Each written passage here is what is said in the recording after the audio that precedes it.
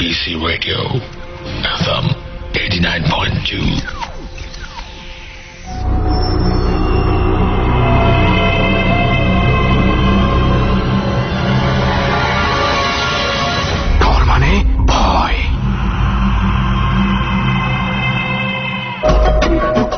পৃথিবী অপার রহস্যময়। বিজ্ঞান সেই রহস্যের জট খুলছে প্রতিনিয়ত। আজ যা অনাবিষ্কৃত তা অবিশ্বাস্যও বটে। আমাদের ডর অনুষ্ঠানে যে ঘটনার মুখোমুখি আপনি হতে যাচ্ছেন তার যুক্তিসিদ্ধ উত্তর নেই। আমরা প্রতিদিনের জীবনে ভয় বা রহস্যকে যেভাবে স্থান দিয়েছি সেভাবেই এই অনুষ্ঠান আপনার কাছে জায়গা করে নিচ্ছে। এই অনুষ্ঠানের কোনো ঘটনাই সার্বজনীন নয়। ডর মানে ভয়। সবাইকে স্বাগত জানাচ্ছি। আমি আরজি কিবরিয়া এবং সঙ্গে আছে আমার team Suman, Rehan, sound editor Loman এবং সঙ্গে আছে আরো বন্ধু যাদের সাথে পরিচয় ঘটবে একটু পরেই। প্রিয় শ্রোতা, শীতের এই রাতে আপনি একটি অসাধারণ অভিজ্ঞতার মধ্য দিয়ে যাবেন। আজকে বাংলাদেশের কোন একটি হন্টেড প্লেসে ধারণ করা গত সপ্তাহের ডরটি আজকে এখানে রেকর্ড করে প্রচার করা হচ্ছে। যারা এই মুহূর্তে ডর শুনছেন, এখন থেকে শুরু করে অনুষ্ঠান শেষ হওয়া অব্দি একেবারে অনুষ্ঠানের ভেতরে যাবার জন্য ডরের রেসিপিটা অবশ্যই মনে রাখবেন। চেষ্টা করবেন একলা ঘরের মধ্যে এই অনুষ্ঠানটি শোনার জন্য। এবং একই সাথে আরো যেসব বিষয়ে খেয়াল রাখা জরুরি, ডর অনুষ্ঠান চলাকালীন সময়ে আমরা সাধারণত বিভিন্ন হন্টেড প্লেসে গিয়ে অনুষ্ঠানটি ধারণ করি। নিজেরা কিংবা বন্ধুরা মিলে কখনোই আমাদেরকে অনুকরণ করতে যাবেন না, কারণ এটির দ্বারা আপনার যে কোনো ধরনের বিপত্তির মুখোমুখি আপনি হতে পারেন। আমরা প্রথমেই সুমন এবং রেহানের কাছ থেকে জার্নির কিছুটা অংশবিশেষ আপনাদেরকে শোনাবো, তারপর ঢুকে যাব ডরের মূল পর্বে।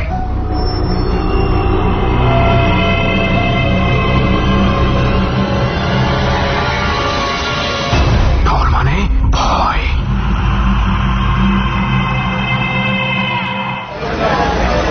মামা আবার সেই পুরাতন গাবতলী। কিন্তু মামা ঘটনা হচ্ছে যে বিভিন্ন রাজনৈতিক কর্মসূচি চলছে, আসলে গাবতলীর অবস্থা থেকে বুঝার কিন্তু উপায় নেই। কোনো কিছুই খুব একটা তলি ব্যাপার নেই, শুধু গাব আছে, শুধু গাব আছে। তবে সবসময় একটা ভয় কিন্তু মাথার মধ্যে থাকে। এটা তো থাকেই, বাট এখন কি করার, আমরা যেটার পিছনে ছুটতেছি ওটা যদি সঙ্গে না থাকে মানে ভয় আর একটু যদি না থাকে তাহলে তোরে আমি একটা ঘটনা বলি। কিছুদিন আগে আমি মানে গ্রামে গিয়েছিলাম ঢাকার বাইরে। ওখানে দুর্দান্ত একটা ঘটনা ঘটছে আমার সাথে। তোর সাথে? আমার সাথে রাত 1টা। এখন বলিস না, এখন বলবো না, এটা এখন বলে ফিলটা পাবো না। রাত্রেবেলা স্পটে পৌঁছায় সবার সামনে তখন বলবি। তাহলে চলো গাড়িতে উঠি এখন। ঠিক আছে, এখন আমরা নামবো হচ্ছে ডাইরেক্ট গিয়ে বালিয়া।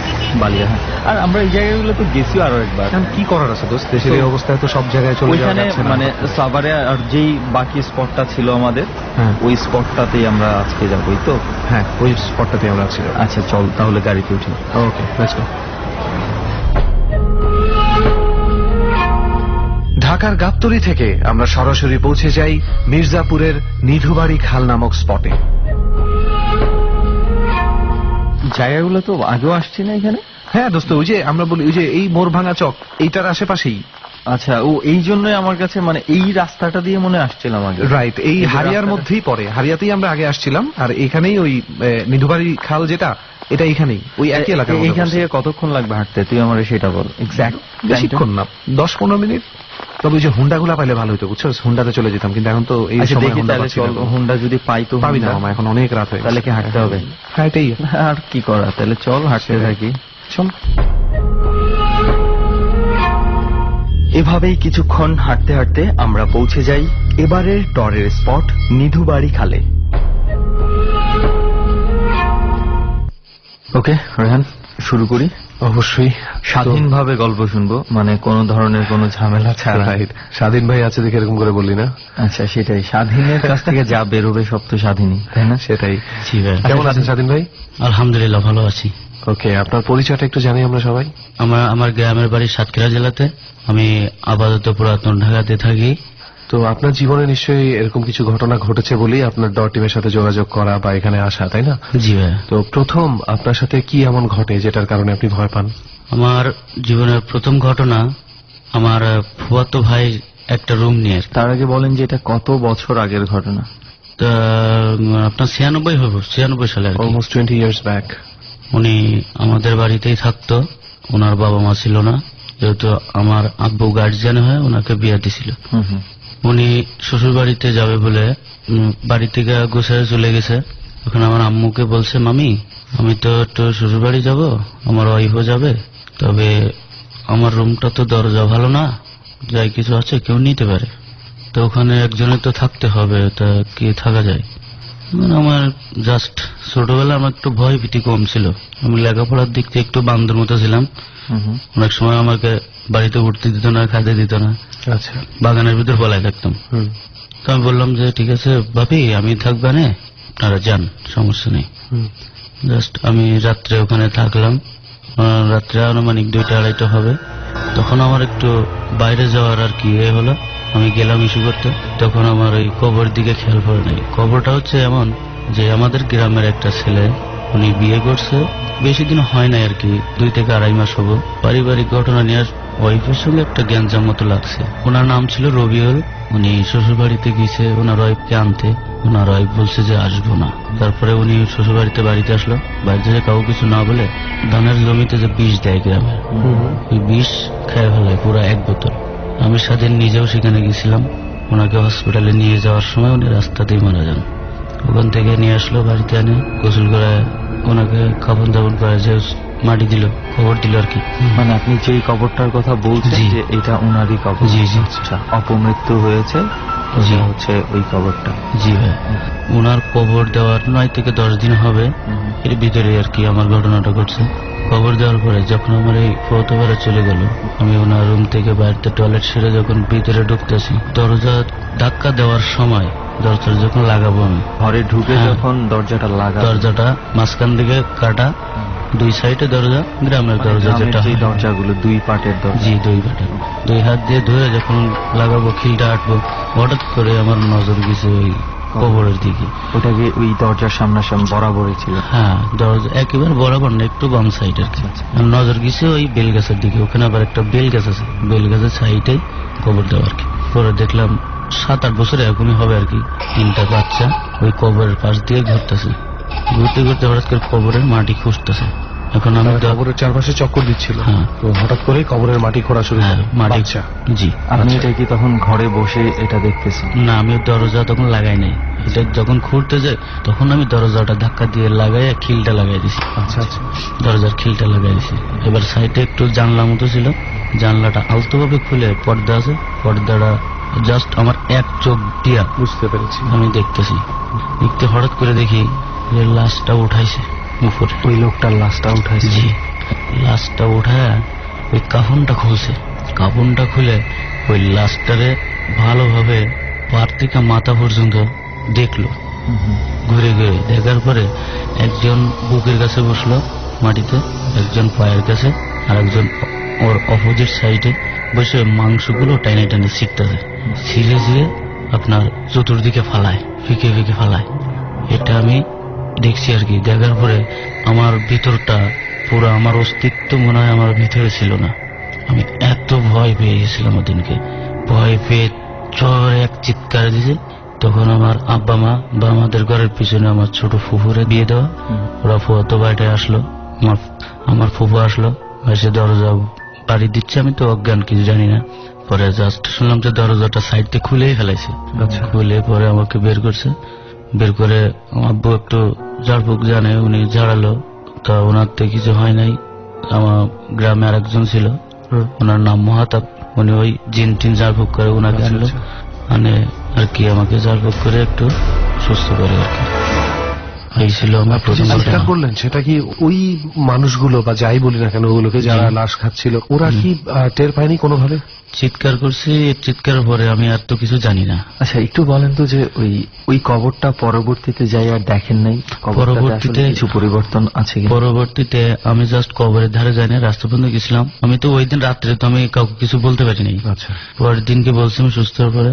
এরপরে ওখানের লোকজন বা যাদের ছেলে মারা গেছে তারাও দেখছে কবর স্বাভাবিক মতোই আছে, কিন্তু সাইডে কিছু বড় ধরনের যন্ত্রের পাওয়ার চিহ্ন আছে, যেমন বাঘের একটা থাবার যেমন এরকম বড় বড় পাওয়ার কোনো দাগ আছে। উপর দিয়ে বড় কোনো কিছু প্রাণী যদি হাইটে যায় একটা ছাপ থাকে, তবে গরু ছাগলের কোনো ছাপ না। তো আমি আসলে মানে বুঝলাম না বাচ্চার রূপে এই ধরনের একটা জিনিস দেখা। আমি ভাবছিলাম যে পরবর্তীতে কবরটাতে কোনো ধরনের কোনো পরিবর্তন দেখবো কিনা, তাহলে একটা বিষয় ছিল।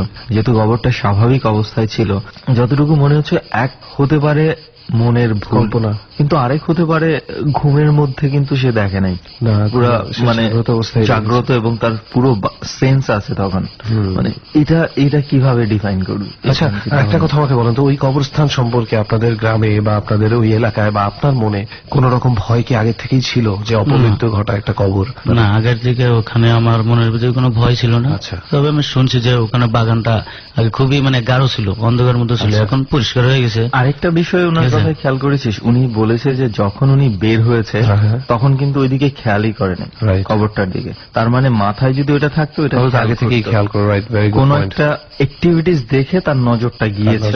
আচ্ছা, সেই বাচ্চাগুলো কি কাপড় পরা ছিল না উলঙ্গ ছিল? না, উলঙ্গা, ল্যাংটা। আচ্ছা, যাই হোক, আসলে কিছু ঘটনার মানে ব্যাখ্যাটা এমন জায়গায় চলে যায় যে সেটাকে ঠিক কল্পনাও বলা যায় না। তার চেয়ে বড় বিষয় হচ্ছে রেহান, আমি আর তুই তো আর ব্যাখ্যা করতে যাই না, আমরা ব্যাখ্যা করার জন্য উই আর নট এক্সপার্ট।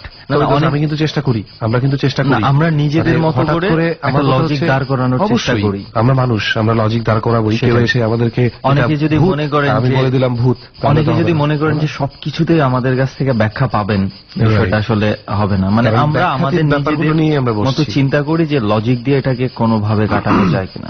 কারণ লজিকের বাইরে যেগুলো ঘটে, অর্থাৎ যেগুলোর ব্যাখ্যা হয় না, ব্যাখ্যাতীত ঘটনাগুলোকে আমরা অলৌকিক বলে থাকি, তাই না? ওকে স্বাধীন ভাই, এবার নেক্সট আরো একটা স্টোরি আছে আপনার, তো ওইটাতে যাই, দেখি ওখানে আমরা কিছু বুঝতে পারি। স্টোরি না, সত্য ঘটনা, এগুলো নিয়ে তোমার আমরা গল্প বলা যাবে না। ফেসবুকে আমরা দেখেছি যে অনেকে ইনবক্স করছেন আমাদেরকে যে এটা স্টোরি কেন বলেন আপনারা, তো সত্য ঘটনা। ওকে, আপনার একটা সত্য ঘটনাই আমরা শুনি।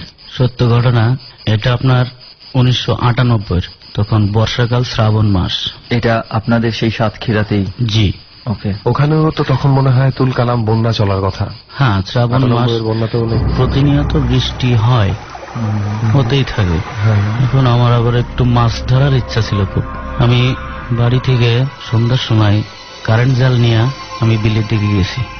বিলের দিকে যায় আমি আমার কারেন্ট জালগুলো ঠিক আমার পজিশন মতো আমি সবগুলো বসাইছি, কারেন্ট জাল পাতিছি মাছ ধরার জন্য।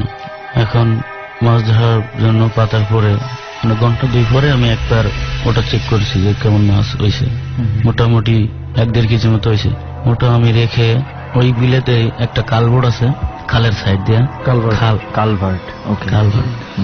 আমি ওখানে বসে আছি। তখন কয়টা বাজবো, আনুমানিক 9:30-10টা। গ্রামের বাড়িতে যেহেতু 8-9টার পরে সবাই খেয়ে ঘুমিয়ে হয়ে যায়, 9:30-10টা হয়েছে। আমি দেখতেছি রাস্তা থেকে 2টা মানুষ আসছে, মানে ছোট, বেশি বড় না, 11-12 বছর বয়স। হারিকেন আছে একটা, হারিকেনে আলো দেখতে পাচ্ছি। আসলো, দেখলাম যে আমারই একটা বোন আর একটা ভাই। আমি জিজ্ঞাসা করলাম, কি রে তোরা এখন কেন, আমাকে নিতে এসেছিস নাকি? তো বললো, না ভাই, আম্মু ভাত পাঠাইছে আপনার জন্য, ভাত খেয়ে নিন। ছোট ভাই বোন? জি, বাসা থেকে ভাত পাঠাই দিয়েছে। আমি ভেবেছিলাম এলাকার কেউ আর কি। ওকে, এখন গামছাটা বেঁচে ভাত খেতে বসলাম। কোথায় খেলেন? ওই ব্রিজের উপরে? হ্যাঁ, ওই কালভার্টটার উপরে। আচ্ছা। তবে আমার একটু বদ অভ্যাস ছিল, সিগারেট খেতাম। আচ্ছা। ওই ভাত খাচ্ছি যখন, তখন আমার গ্রামের আরেকটা লোক, তার নাম জিল্লু, ওনার মাছের ঘের ছিল ওখানে। উনি ঘেরে ওই বাসা বাঁধা ছিল, বাসাতে থাকতো, রাত্রে পাহারা দিত আর কি, কেউ চুরি করে মাছ ধরে কিনা। এবার উনি বাসার থেকে এসে আমাকে বলছে, স্বাধীন কি ভাত খাচ্ছ নাকি? যে হ্যাঁ ভাই, ভাত আসছে, আমি খাচ্ছি। তা আপনি করে যান, আমি বাড়িতে যাচ্ছি, আমি একবারে ভাত খেয়ে একটু রেস্ট নিয়ে চলে পরে আসবো। আমি বললাম, তাহলে দেখে ভাই আছে, ভাইয়ের সাথে চলে যা, আমাদের বাড়ির থেকে ডানে যাবে, তোরা বামে যাবে, বাড়ি চলে যাবে। সাথে আপনার 2 ভাই বোন পাঠিয়ে দিলেন? হ্যাঁ, পাঠিয়ে দিলাম। দিয়ে আমি বসে সিগারেট খাচ্ছি। আমি কিছুক্ষণ বসে দেখে পরে ভাবলাম যে বসে দেখি কি হবে, একটু রেস্ট নিয়ে শুয়ে থাকি। গামছাটা বিছায়, গামছার নিচে জুতাটা দিয়ে, জুতার পরে মাথা দিয়ে আমি শুয়ে আছি, ওই চোখ বুঝে। খোলা আকাশের নিচে ওই কালভার্টের উপরে? জি, কালভার্টের পরেই। পূর্ব দিকে পাও, পশ্চিম দিকে মাথা। এখন পূর্ব দিক থেকে মেয়েরা যে নুপুর পাই দেয়, নুপুর পাই দিয়ে হাঁটলে যে সাউন্ডটা, একটা সাউন্ড আসতেছে। আপনি ঘুমের মধ্যে সেই সাউন্ডটা পাচ্ছেন? হ্যাঁ, চোখ বুঝে আছে, কিন্তু কান দিয়ে আমি সাউন্ডটা পাচ্ছি। ঘুমাই নাই আর কি, এটা শিওর। আসলে তখন আস্তে আস্তে তখন আমার ডান সাইড দিয়া ওই নুপুর পায়ে দেওয়া অবস্থা না হেঁটে চলে গেছে। যখন আমার কানে যখন আবার হালকা সাউন্ড আসছে তখন আমি উঠে বসছি। উঠে বসে পিছন ফিরে তাকাই দিকে একটা মেয়ে লোক যাচ্ছে। এখন আমি ভাবতেছি যে মেয়ে লোকটা এত রাত্রে কি জন্য যাচ্ছে বা কোথায় যাচ্ছে, কারণ কি। এটা আমি একটু ভেবে আমি আবার দুইটা পজিশন নিছি, যে হয়তো পাশের গ্রামে কেউ মারা যেতে পারে, ওই গ্রামের মেয়ে হয়তো এই গ্রামে বিয়ে হয়েছে, হয়তো সংবাদ পাইছে চলে যাচ্ছে রাত্রে, আর নয়তো কারোর সঙ্গে কোনো অবৈধ সম্পর্ক আছে, হয়তো সংবাদ দিতে যাচ্ছে। এই দুইটা ডিসিশন আমি নিছি আর কি, যে কোনো একটা হবে। নিয়ে আমি ওইটা প্রথম লুঙ্গিটা গাছা দিছি, গামছাটা কোমরে বাঁধে টাইট করে। আমি জুতাটা নি নাই, আমি ডান হাতের টর্চ লাইটটা নিয়ে ওর পিছনে পিছনে হাঁটতেছি। 10 থেকে 15 গজ পিছিয়ে আছি, মানে ও আমাকে ফলো করতে না পারে, জাস্ট আমার আওয়াজও না পায়। আমি খুব স্লো হাঁটতেছি, পাও ফেলাচ্ছি খুব আস্তে, যেন আমার পায়ের সাউন্ড না পায়। এরপরে দুইটা ছোট ছোট মোড় আছে, একটা বামে একটা ডাইনে। বাম মোড় ঘুরে যে ডানে মোড় ঘুরছে, তখন আমি বলছি এর সামনেটাই হিন্দু পাড়া, ওখানে হিন্দুদের বসত বাড়ি সবই। তো যে রাস্তা দিয়ে যাচ্ছে ওই রাস্তায় তো দিনের বেলায় মানুষ চলতে ভয় লাগে, এত অন্ধকার। এই রাত্রে যাচ্ছে কারণটা কি, হিন্দু মেয়ে? যাই হোক দেখি, এখন যাতে দেখি ওই বাগানের ঠিক কোনা দিয়া ওই বাগানের ভিতরে ঢুকছে। আবার ওই বাগানে একটা ঘটনা আছে, 71 যুদ্ধের সময় কিছু মানুষ মারা গেছিল, যাকে গণকবর বলা হয়। ওইভাবে যুদ্ধের সময় তাদেরকে খুন করা হয়েছিল, তাদেরকে এইভাবে মাটি চাপা দিয়ে দেওয়া হয়েছিল। জি, ওইখানে এখন এসে ইট দিয়ে গাইতে পাকা মতো করছে, ব্যাক সাইডে একটা ওয়াল মতো দিয়া, একটা স্মৃতিস্তম্ভ বানিয়ে স্মৃতিস্তম্ভ বানিয়ে রাখছে। 19 জন মহিলা পুরুষ সহ, ওনাদের নামও লেখা আছে। জাস্ট ওইখানে কোনার কাছে যাইও বসলো, বসে পাওনা যাচ্ছে, নুপুর জন করতেছে। আমি একটা ছোট চারা খেজুর গাছের আড়ালে দাঁড়িয়ে দেখতেছি। তার মানে ভয়। ছোট্ট একটা বিরতি নিতে চাই আমরা। অধিভৌতিক ঘটনার শুরু হয়েছে মাত্র। আপনারা নিশ্চয়ই জানেন, শুনছেন ডর এবিসি রেডিও FM 89.2 আমি আরজি কিবরিয়া এই অনুষ্ঠানের পরিকল্পনা এবং উপস্থাপনার সমস্ত দায়িত্বে। সঙ্গে রয়েছে সাউন্ডের লোবান এবং অন দ্য স্পট বিভিন্ন রকম ঘটনাগুলোকে অতি প্রাণবন্ত করে আপনাদের সামনে পরিবেশন করার দায়িত্বে রয়েছে সুমন এবং রেহান। আপনি যদি এই অনুষ্ঠানে এসে আপনার জীবনের অধিভৌতিক ঘটনাগুলো লাখো মানুষের সামনে শেয়ার করতে চান, চলে আসুন। আমাদের ফোন নম্বরটি হচ্ছে 0963892892। আমি আবারও বলছি 0963892892। প্রিয় শ্রোতা, আমরা 3 মিনিট পর আবারও ঠিক সেই জায়গাটি থেকে ফিরব যেখানে ছোট্ট একটা বিরতি নিচ্ছি। ডর ABC Radio FM 89.2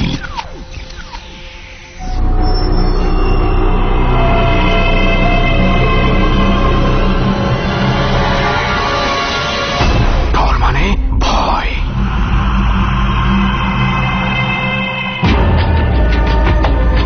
আপনারা শুনছেন ডর এবিসি রেডিও FM 89.2 আরজি কিবরিয়া, সুমন, রেহান এবং সাউন্ডে লোবান। এই হচ্ছে আমাদের টিম। বিহাইন্ড দ্য স্ক্রিনে আরো অনেকেই।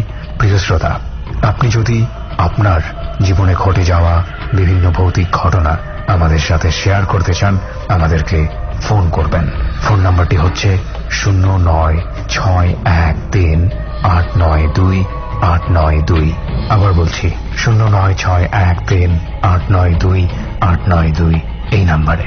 চলুন ফিরে যাই গল্পের ঠিক সেই জায়গাটিতে যেখানে আমরা বিরতি নিয়েছিলাম। ডর এটা দেখার পরে আমি বলি এইখানে আসা নিশ্চয়ই তো এটা সমস্যা। এখন আমি দৌড় দেব না দাঁড়ায় থাকবো এই ভাবতেছি। এরপরে যেটা বলি, ওই আমার আব্বুর একটা দাবি ছিল আমার কাছে, যে তুমি আমার এটুকু বিশ্বাস আছে যে আমি মরবো না, এটা শিওর। আজরাইল যদি আমাকে না মারে, শয়তান আমাকে মারতে পারবো না, এই বিশ্বাসটুকু আমার ভিতরে ছিল। এবার ওটা খানিকক্ষণ পরে ওর নামছে ওখান থেকে, নাই মা ওই গণকবরটা শুধু সাইড দিয়ে ঘুরছে, ভাগ দিছে, ভাগ দিয়ে আবার বসছে, বসে খানিকক্ষণ পরে আবার ওখান থেকে নামছে। নাইমা গণকবরের পিছ থেকে বাগান থেকে বেরোয় আবার বিলের নিচে নামছে। বিলের নিচে নামে কোনা দিয়া সোজা আমাদের বাড়ির যে মেন রোডটা, ওখানে একটা চারা বট গাছ আছে রোডের সাইডে, ওই বট গাছের গোড়া দিয়ে ওইটা উনি বামে কাটলো, মেন রোড দিয়া বামে কেটে যাওয়ার পরে ওখানে আর একটা বড় বট গাছ আছে, যেটাকে আমাদের গ্রামের মানুষ বলে বেঞ্চ বট গাছ। বেঞ্চ বট গাছ বলার অর্থ এই, বড় একটা শিকড়টা এক সাইডে, ওটা আর এক সাইডে মাটির ভিতরে ঢুকে গেছে, মানে বসার স্থানটা ঠিক বেঞ্চের মতো পয়েন্ট হয়ে গেছে। ও ওখানে বেঞ্চের উপরে যে বসলো। আবার আমি আমার আব্বা বা এলাকার মুরব্বীদের কাছে শুনছি যে বেঞ্চ বট গাছে একটা হিন্দু মহিলা ফাঁসি দিয়ে মরছিল, আর সেই গাছটাই ঠিক রাস্তার মাঝখানে বড় ডালটা, ওই ডালটাই ফাঁসি দিয়েছিল। বট গাছের একটু আগে আর কি সাইডে ছিল হিন্দুদের পানের বরস, পানের ক্ষেত বলে কেউ। আমি পানের বারে কোনোদিন নেমে আড়াল থেকে আমি দেখতেছি কি করে। এখন ও বসার 2 থেকে 3 মিনিটের ভিতরে দেখে আরো 3 জন এসে ওর সঙ্গে বসছে। 3 জন কি মেয়ে? হ্যাঁ, 3 জন মেয়ে, সবারই শাড়ি পরা, মুখ দেখা যাচ্ছে না, চুল প্রচুর মাথায়। হঠাৎ করে যেন ওই দিকটা বাতাস আসতেছে, বাতাসে একটা আমি কেমন মানে মাছ পচা গন্ধ লাগতেছে আমার নাকে। আমি তো বুঝছি যেটা শয়তানের কিছু আকৃতি। আমি দেরি না করে হঠাৎ করে এক লাভে রাস্তায় উঠে ওদের দিকে টর্চ লাইট মারছি। টর্চ লাইট মারলে আমার দিকে 4 জন এমন ভাবে তাকাইছে ভাই, আমার কলিজা ধরবা করতেছে। এমন আকৃতি আমার জীবনে দেখি নাই, মানে চোখ দিয়ে আগুন বেরোচ্ছে। আর হঠাৎ করে পাও দিকে তাকাই দেখে পা উল্টা। এবার তোমার ভিতরে যখন ভয় বিরাজ করেছে, আমি ওইখান থেকে দিয়েছি দৌড়। এক দৌড়ে আমি বাড়িতে, কারণ ওখান থেকে আমার বাড়িটা বেশি দূরে না, এক দৌড়ে বাড়িতে আসছে। বাড়িতে এসে আমার আম্মাকে আমি ডাকলাম, আর আম্মা দড়িগুড়ি করে ওটাকে কি যেত ওরকম করতেছিস কেন? তখন আমি ভয়ে কাঁপতাছি, মানে আমার শরীরে ভূমিকম্প হয়ে গেছে, এমন অবস্থা আমার। কাঁপতে কাঁপতে আমি বললাম যে আম্মা এই ঘটনা এই হয়েছে। কই তোর কি দরকার ওদের পিছনে যাওয়ার, এত সাহস বানাইছিস কেন? আব্বু উঠে একটু ঝাড়ফুঁক করে দিল, আব্বু রাগারাগি করলো। পরে আমি বললাম তা ওখান থেকে যে আপনি চলে আসছিলেন, মানে দৌড়ে যখন আসার তখন ওখান থেকে ওরা কোনো বাধা বা কোনো কিছু দেওয়ার চেষ্টা? আমি আর বাধা পাই নাই, ওকে, জাস্ট যেটা সত্য, বাধা পাই নাই। বাড়িতে এসে আব্বু যখন আমাকে ঝাড়ফুঁক করে দিল, তারপরে আমি একটু বসে আছি, আম্মু গায়ে যাক ভাত খেয়ে নে, কারেন্ট যেন সকালে আনা যাবে, সমস্যা না। আমি বললাম কি করেন, আমি তো ভাত খাইছি। কোথায় ভাত খাইলি? আমি বললাম কেন, আমার ছোট বোন রাফেজা আর আমিনুর আমার ভাত নিয়ে যায় নাই? তুই কি পাগল হয়ে গেছিস নাকি স্বপ্নে দেখতে? না, আমি ভাত খাইছি এরকম মাছ দিয়া। মানে কি, মানে উনি পাঠায় নাই? ওই যে 2 ভাই বোন যে আপনার ভাত নিয়ে গেছে, না উনি পাঠায় নাই? না। আমি আরো আশ্চর্য গেলাম, কি ঘটলো আমার সাথে এটা? আপনি তো খেয়েছেন, আপনার তো পেট ভরেছে? আমি খেয়েছি, পেট ভরছে। ওকে, তারপরে আমি বললাম তা আমার তাহলে আমি কি খাইলাম? আব্বু গায়ে তুই কি খেয়েছিস সেটা তুই ভালো জানিস। আমি বললাম না আব্বু, আমি মাছ, এই মাছের তরকারি, এই মাছ তো আমাকে বাড়ি নাই, এসকা তুই খাইলি ওর থেকে। যে মাছ দিয়ে আপনি খেয়েছেন ওই মাছ বাড়িতে রান্নাই করেন না? পাঠাই তো নাই, যদি থাকতো তাহলে বা কি? সেটাও পাঠাই নাই।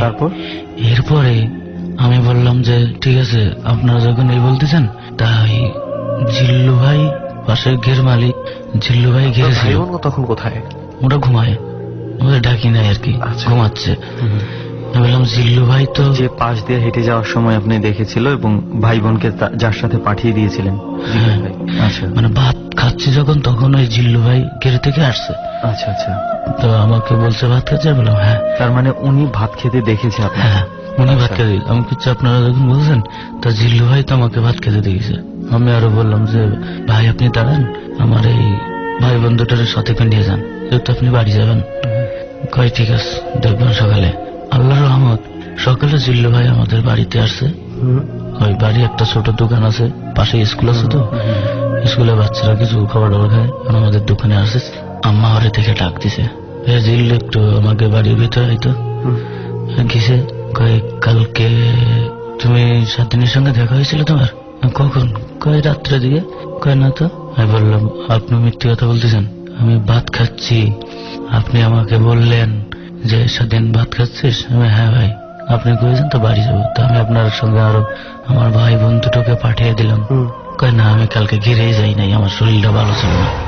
এই শুনে তার মানে আপনি জিল্লুর ভাইকে যে দেখেছেন সেটাও সে ছিল না, এবং তার ভাই বোনও ওগুলা ছিল না? মানে কি, আপনি মানে কিসের মধ্যে ছিলেন? আপনার মানে খেয়েছেন যেগুলো, আপনার কোনো শরীরে সমস্যা হয়? আমি এটা শোনার পরে আমার পুরো শরীর যেন কেমন করতেছে, বলহীনতা হয়ে যাচ্ছি, বল শূন্যতা। হঠাৎ করে আমার গার ভিতরে একটা মানে পাক দিয়ে উঠলো, উঠে আমি দিলাম বমি করে। ওরা আমার ঘরের সামনে একটা নারকেল গাছ ছিল, বারান্দাতে পড়ে নারকেল গাছের গোড়ায় দিচ্ছি বমি করে। মানে বিকৃষ্টি, পচা গন্ধ, ময়লা এগুলা উঠছে পেট থেকে। আমি সেটা চিন্তা করছিলাম, মানে ওনার স্টোরিটা শোনার পরে, এতদিন ডরে অনেক গল্প শুনেছি, বাট মানে মানুষের রূপ ধরে আসতেও শুনেছি অন্য কিছুকে, বাট ভাত খাবার নিয়ে এসছে এবং সেই খাবার খাইছে, খাওয়া হয়ে গেছে, পেট ভরেছে সেই খাবারে। এবং সবচেয়ে বড় কথা হচ্ছে যে মানে স্বাধীন ভাই যেভাবে বর্ণনা দিয়েছিল প্রত্যেকটা পয়েন্ট ধরে ধরে, আসলে ওইভাবে আমি বিলিভ করি যে বানিয়ে সম্ভব না, কারোর সাথে যদি না ঘটে এইভাবে সম্ভব না বলা। সো আমরা যেটা বুঝতে পারছি, তো জানি না তারপরও সবাই কিভাবে নিচ্ছেন। তবে আমি ডরের মধ্যে সবচেয়ে এক্সেপশনাল একটা ঘটনা পেয়েছি আজকে, যে এই জিনিস আমরা কিন্তু আর পাইনি। এই জন্যই আমি এত অবাক হয়েছি যে অনেক দেখেছি যে একটা খাবার জিনিস হয়তো দেখেছে, হয়তো কেউ মাছ নিয়ে গেছে, অনেক কিছু এরকম আমরা শুনেছি। ওই দিক থেকে কোনো কিছু আসা, সেটাকে খেয়ে হজম করে ফেলা ভাত ভেবে, মানে কত বড় একটা মোহের মধ্যে উনি ছিল, কত বড় একটা ইলিউশন বা ঘোরের মধ্যে ওনাকে নিয়ে যাওয়া হয়েছিল ওই সময়। Can you believe that? কারণ উনি যেটা খেয়েছে সেটা ভাত হতেই পারে না, কিন্তু উনি দেখছে ভাত, উনি দেখছে। আপনি বলছিলেন যে বমি করে ফেলেছেন, তো সেখানে মানে যখন বমি করে ফেলেছি, কোনো ভাতের আকৃতি নাই, কালো ময়লা পচা গন্ধ, মানে বিচ্ছিরি গন্ধ, বাড়িতে শ্রোতা বন্ধুরা হয়তো অনেকে অনেক সময় নিতে পারবে না। যাই হোক, একটা ঘটনা আমি এখানে না বলেই পারছি না, যেহেতু বমির ব্যাপারটা চলে আসে। আমি মনে আছে তোর কাছে একদিন জিজ্ঞেস করেছিলাম সুমন, যে তুই কি কমলা নদী নামে কোনো নদী চিনিস? ওটা আমি অনেক চেষ্টা করেও খুঁজে পাইনি, তাই শ্রোতা বন্ধুদেরকে বলছি, আপনারা যদি কেউ জানেন কমলা নদী নামে কোনো নদীর কথা, প্লিজ আমাকে জানাবেন। সেখানে একটা ঘটনা আমি আপনাদেরকে বলছি। সেখানে কমলা নদীতে আমার বন্ধু আছে ইরেশ, সে এখন মালয়েশিয়াতে থাকে, চলে গেছে, সেখানে চাকরি করে। তো তার বাবার ঘটনাটা, তো উনি কমলা নদীর দিকে গিয়েছিলেন একটা কথা শুনে, যে সেখানে নাকি প্রায় একটা মেয়েকে দেখা যায় যে নদীর মাঝামাঝি অবস্থায় নৌকায় সে চড়ছে, কোনো মাঝি নেই, এবং সে কান্না করছে। অনেকেই নাকি গ্রামের এই সিনারিটা দেখেছে সেই কমলা নদীতে। তো ওই কারণেই ওই মেয়েটার নামেই নাম কমলা নদী। ওই মেয়েটার নাম নাকি কমলা ছিল। সে নাকি বিয়ে করতে যাওয়ার পথেই নৌকা ডুবি হয়ে মারা যায়। আচ্ছা, এরকম একটা ঘটনা। তো উনিও কিউরিয়াসিটির বসে, উনিও যান দেখতে, কোন এক পূর্ণিমা রাতে কোন এক দিনক্ষণে তিনি যান, এবং যেটা দেখেন যে হ্যাঁ নৌকাটা আছে, উনি নৌকাটা দেখতে পান, এবং নৌকার ভেতরে উনি একজনকে দেখতেও পান যে বসছে, কিন্তু উনি কোনো কান্নার শব্দ পাননি। কিন্তু ভয়ঙ্কর ব্যাপারটা তখন ঘটে যখন উনি ফেরত আসার চেষ্টা করছেন, উনি দেখলেন যে উনি আটকে গেছেন, উনি পেছনে ঘুরতে পারছেন না, এদিকে নৌকাটা ঘাটের দিকে এগিয়ে আসছে, ঠিক আছে, এবং নৌকার ভেতর থেকে কোনো একজন নারী তার দিকে এমন ভাবে তাকিয়ে আছে। আমরা অনেক সময় বলি না যে ছবি তুললে অনেক সময় রিফ্লেকশন হয়ে চোখ লাল হয়ে থাকে না, ওই ধরনের একটা চোখ উনি দেখতে পাচ্ছেন। তো উনি প্রচন্ড ভয় পেয়ে একটা পর্যায়ে কোনো একভাবে ওখান থেকে ছুটে দৌড় মেরে বাসায় আসেন। বাসায় আসার পরেই উনি 10 মিনিট বসে বমি করতে শুরু করেন, এবং বমি করতে যখন শুরু করেন, আমার বন্ধু তার বাবার কথা বলছিল অলমোস্ট কাঁদতে কাঁদতেই, যে আমরা দেখে মনে হচ্ছিল যেন পেটের ভেতর থেকে নারী ভুঁড়ি গুর্দা বের হয়ে যাচ্ছে রক্ত সহ, এমন এমন কিছু শেপ যেটা কিনা কেউ কখনো দেখেনি, এবং সেই রাতেই উনি মারা যান। বাট দুঃখের ব্যাপার হচ্ছে বন্ধুর বাবা উনি চলে যান, আমি ওনাকে কখনো দেখিনি। এখন যেটা ভাবি যে ওই কমলা নদীটা আসলে কোথায়, আমার খুব দরকার জানা, তাই কেউ যদি জানেন অবশ্যই জানাবেন আমাদের। ওকে, আমরা আপনাদের মানে ইনফরমেশনের অপেক্ষায় রইলাম কমলা নদী নিয়ে। রাইট, এবার একটু স্বাধীন ভাইয়ের কাছে আবারও যাই। মানে স্বাধীন ভাইয়ের কাছে আজকে যে দুইটা ঘটনা শুনলাম, আমার কাছে দুটো ঘটনাই ভালো লেগেছে। আমি জানি না তোর কাছে কেমন মনে হচ্ছে। সাধারণ। এরপরে স্বাধীন ভাই দেখি আর কোনো কিছু আপনার সাথে কি ঘটেছে, কিংবা আপনার জানা আছে কোনো ঘটনা? হ্যাঁ, আমার ঘটনাটা 99-এর। আচ্ছা, আর কি, তখন শীতের সময়, মানে উষ্ণ শীত আর কি, বেশি শীত না। আমি আমাদের মাগুরা বাজারে আমার একটা দোকান ছিল, ইলেকট্রিক দোকান, ভিডিও, ফিতা, বাল্ব, তার এগুলা বিক্রি করতাম। আগে যে ঘটনাগুলো আপনাদের বললাম, যে ভয় পাওয়ার পরের থেকে আমি বেশি রাত করতাম না বাজারে। আচ্ছা, বাজারটা গ্রামের বাজার, সন্ধ্যার পর থেকে জমজমাট হয়, মাগরিবের নামাজের পর থেকে ওই বাজারে লোকজন আসে। আচ্ছা, আর রাত্রে 12টা পর্যন্ত আর কি জমজমাট থাকে, 1টা পর্যন্ত পাওয়া যায়, 1টার পর আর থাকে না। আমি ওই 11টা 11:30টার দিকে দোকান বন্ধ করে বাড়িতে চলে যাই। আমি ওই দিনকে 11টার দিকে দোকানটা বন্ধ করছি। ওই দিনকে আবার হিন্দুদের কালী পূজা ছিল। আমার দোকানের সামনেই আর কি একটা কালী মন্দির আছে, মন্দিরটা নতুন ওটাই ছিল, তখন সংস্কার করে নাই। আমি দোকানটা বন্ধ করে চলে আসতেছি, কিন্তু এই যে মাগুরা বাজার পার হওয়ার পরে, এর আগের ঘটনাটা বলছি বেঞ্চ বটগাছ। ওই বেঞ্চ বটগাছ ছাড়া আমি সর্বোচ্চ 30 গজ হাও গেলেই বেশ বট গাছটার নিচে যাবে। এরকম 30 গজ যখন আসছি, আমার হাতে টর্চ লাইট আছে, আমি আলো দেখে আমি রাস্তার দিকে যাচ্ছি। হঠাৎ করে একটু সামনের দিকে লাইট মারছে, মেরে দেখি রাস্তা ভরা শিয়াল। শিয়ালের চোখে লাইট লাগে, লাইটের আলো ব্যাকে আসতেছে আমার দিকে। আমি যত আউগাই শিয়াল তত আমার দিকে আউগায়। মানে এমন শিয়াল আমার জীবনে দেখি নাই, বড় বড় শিয়াল, মানে একেবারে বন্য শিয়াল। বন্য শিয়াল মানে গরুর মতো সাইজ বলা যায়। রাস্তার আশেপাশে কি জঙ্গল ধরনের? হ্যাঁ, রাস্তার আশেপাশে জঙ্গল বলতে হিন্দুদের পানের বরস। আশেপাশে 200-500 গজের ভিতরে কোনো বাড়িঘর তো নেই না। 500 গজ তো আমার ভুল হবে, আরো বেশি হবে। রাস্তায় আপনার আশেপাশে আর কেউ নেই না। আর ওই রাস্তা দিয়ে কি খুব একটা গাড়ি ঘোড়া চলাচল করে না? গাড়ি ঘোড়া তখন চলতো না, মাটির রাস্তা তো। আচ্ছা আচ্ছা আচ্ছা, সব হাঁটা রাস্তা। আমার কেমন একটা লাগতেছে, কারণ আমার প্যান্টের পকেটে ছিল চাবি। চাবির রিংটা, ব্যাগটা চেন খুলে চাবিগুলা বের করে, চাবিগুলা ঠিক চাকু যেমন ধরে ওইভাবে ধরে ব্যাগের চামড়াটা আমি হাত দিয়ে মুট করে ধরছি। আইলেই ঘষা দিব, যা থাকে কপালে আজকে। একটা রিক্স নিয়ে আমি হাঁটতেছি, হঠাৎ করে লাইটের বাল্ব কিছু কেটে, বাল্ব যখন কেটে গেছে আমি তখন একটু দুর্বল হয়ে গেছি। সে শিয়ালে কামড়ায় কিনা। আমি তাড়াতাড়ি সাইডের থেকে সাজনা গাছ আছে চিনেন, আমি এক লাফ দিয়ে সাজনার ডাল ভেঙে নিলাম একটানে। সাজনার ডাল জাস্ট টান দিলেই ভাঙে, নরম ভেঙে নিয়ে আমি হাতে করে হাঁটতেছি, কিন্তু সামনে যায় আর কিছু দেখি নাই। কোনো শিয়াল টিয়াল নেই? না, শিয়াল যেখানে ওই পর্যন্ত যাই দেখি আর কিছুই নাই। আচ্ছা, তখন আমি দোয়া ইউনুস পড়তাছি আর হাঁটতাছি। আল্লাহ তুমি আমার বিপদ থেকে রক্ষা করো। আজকে আগেও ভয় পাইছি, আজকে আবার কি সেই বিপদে বলবো। হাঁটতে হাঁটতে বেঞ্চ বট তোলার নিচে যখন গেছি, তখন ডান পাশে পানের বরস, পাম্প সাইড একটা রাস্তা হিন্দু এলাকায় নেমে চলে গেছে, বাড়ি ভাড়ার ভিতরে চলে গেছে। ও রাস্তার ভিতরে 3-4টা বট গাছ আছে, ওখানেও অন্ধকার থাকে সবসময়। ওই বট গাছের নিচে গেলে ভাই কি বলবো, এমন একটা সাইক্লোন উঠলো, মানে ঝড়ের বেগ। আমার মনে হচ্ছে ডান পাশ থেকে পানের বর মানে কয়েক হাজার লোকে ভাঙতেছে। পানের বর এমন ভাবে বাতাস আসতে শুরু করেছে, ভাঙতেছে, কিন্তু বাতাসটা আমার গায়ে লাগতেছে না, আমার উপর দিয়ে যাচ্ছে। বট গাছের ডাল মরমর আওয়াজ হচ্ছে, মনে হচ্ছে সব ডাল ভেঙে আমার গায়ে ফেলাইব। আমি বট গাছের তল থেকে একটু জোরে টান দিলাম, বট গাছ ছাড়াই গেলে বাতাস আর নাই, একেবারে সব নিস্তব্ধ। আমি একলা হাঁটতেছে ঠিক রোডের মাছ দিয়া, কোনো সাইড দিয়া না, রাস্তার ঠিক মাঝখান বরাবর দিয়ে হাঁটতেছে। চাবি রিং আমার হাতে ধরা আছে, 4টা চাবি ধরা। এইভাবে হাঁটতেছি আর আমার শরীর আস্তে আস্তে আস্তে ভার হয়ে যাচ্ছে, পুরো পাথরের মতো, যেন আমার রাস্তাও যাচ্ছে না। আর বাজার থেকে আমার বাড়ি যেতে সর্বোচ্চ 25 মিনিট লাগে।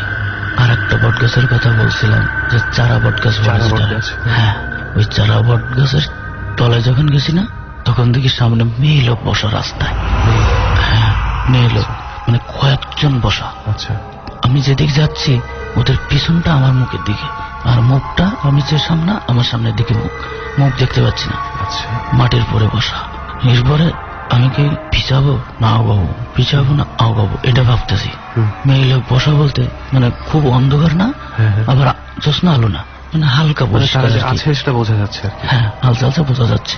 হঠাৎ করে পিছাই দেখি এও রাস্তার মাঝখানে বসা কয়েকজন, পিছন দিকেও। হ্যাঁ, তখন আমার ডান সাইডে বিলের ঘের, মাছের ঘের, ঘেরে নামতে পারতেছি না। বাম সাইডে রাস্তার ধারে খাল, পানিতে নামতে পারতেছি না। বলেন এখন আমি কি উপায় আছে আমার? আমি ওই দোয়া ইউনিস পড়তে যে পড়া চোখ বুঝা আল্লাহরের স্মরণ করে ফরাসকে তাকাইছি। তাকাই দেখি আমি চারি সাইড দিয়া, মানে আপনার দিকে এগিয়ে আসছে কি তারা? আমার চতুর সাইড দিয়ে ওরা বসা, এবং আপনার দিকে তাকানো? আমার দিকে তাকানো না একজনও, কিন্তু আপনাকে ঘিরে ফেলেছে। আমাকে ঘিরে ফেলেছে। আমার শরীরে ভাই কোনো শক্তি নেই ওই টাইমে, পুরো শরীর ঠান্ডা। তখন কি এদের চেহারা দেখতে পাচ্ছেন? না, চেহারা নাই, চেহারা দেখা যাচ্ছে না, চেহারা অন্যদিকে, মানে পিছন সাইড গুলো আমার দিকে, চারি সাইড দিয়ে বসা, আমি মাঝখানে। আমি খালি দোয়া ইউনুস পড়তেছি। হঠাৎ করে আমার জবান ফুটে বেড়ে গেল, দেখেন আপনারা আমাকে ছেড়ে দেন, আমার যদি কোনো অন্যায় হয়ে থাকে তা আমাকে মাফ করে দেন, আমাকে ছেড়ে দেন, আমি খুব ভয় পাচ্ছি। তখন এমন একটা আওয়াজ দিয়ে হাসি দিল সব, একটা বিচ্ছিরি আওয়াজ হাসি। এই হাসি খেয়ে যখন বলছে তুই কোথায় যাবি আজকে, আমাদের সঙ্গে থাক, তখন ভয় আমার দেহের ভিতরে আত্মাছে কিনা আমি নিজেও জানি না, এত ভয় পাইছি, কারণ আগে 2বার ভয় পাইছি। তখন আমার একটু জ্ঞান আছে যে আমার এরা মারতে পারবো না, তবে আমি জাতি পারতেছি না, ওদের পাড়ায় তো যাওয়া সম্ভব না। তারপর আমি খুব অন্যায় বিনয় করছি, ওরা ততই হাসতেছে। আর মানে তখনও তাদের চেহারা দেখতে পাবেন না। এইবার যখন আমি বসে পড়েছি না, তখন সব উঠে দাঁড়াইছে। আমি ওখানে বসে পড়ছি, আচ্ছা, হঠাৎ উঠে দাঁড়াইছে। যখন দাঁড়াইছে, দাঁড়ায় খালি হি করে চারিপাশে নাচে। দিল নাচ দেখছেন কখনো? হিন্দু বাড়ি দিল বোঝা নাচে না, এটা দেখা হয়নি। তাহলে গ্রামের বাড়িতে যারা আমার এটা শুনবো অবশ্যই তারা বুঝবো। দিল নাচের মতো নাচতেছে আমার চারি সাইডটা। আমি চোখ বুঝে উঠে দাঁড়াইলাম। ডর মানে ভয়। আরো একবার বিরতির সময় হয়ে গেল। গল্প চলবে একেবারে গভীর রাত অব্দি, এবং যেখানে বিরতি নিতে চাই ঠিক সেখান থেকে বিরতির পর আবারও ফিরব। প্রিয় শ্রোতা, ডর শুনছেন আপনি। ডর হচ্ছে এমন একটি অনুষ্ঠান যেটা বাংলাদেশের বিভিন্ন হন্টেড প্লেসে পুরো সপ্তাহব্যাপী রেকর্ড করে আপনাদেরকে প্রচার করা হচ্ছে প্রতি বৃহস্পতিবার রাত 11:20-এ। সুমন এবং রেহান রয়েছে অন দ্য স্পট।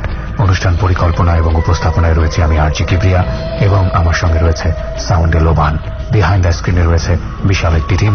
ঠিক 12:06 আমরা আবারও ফিরছি। ডর।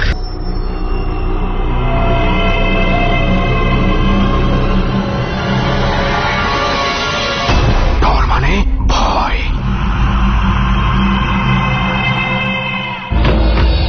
রাত 12টার পরে আপনাদের সবাইকে আরো একবার আমন্ত্রণ ডরে। আপনারা শুনছেন এবিসি রেডিও FM 89.2।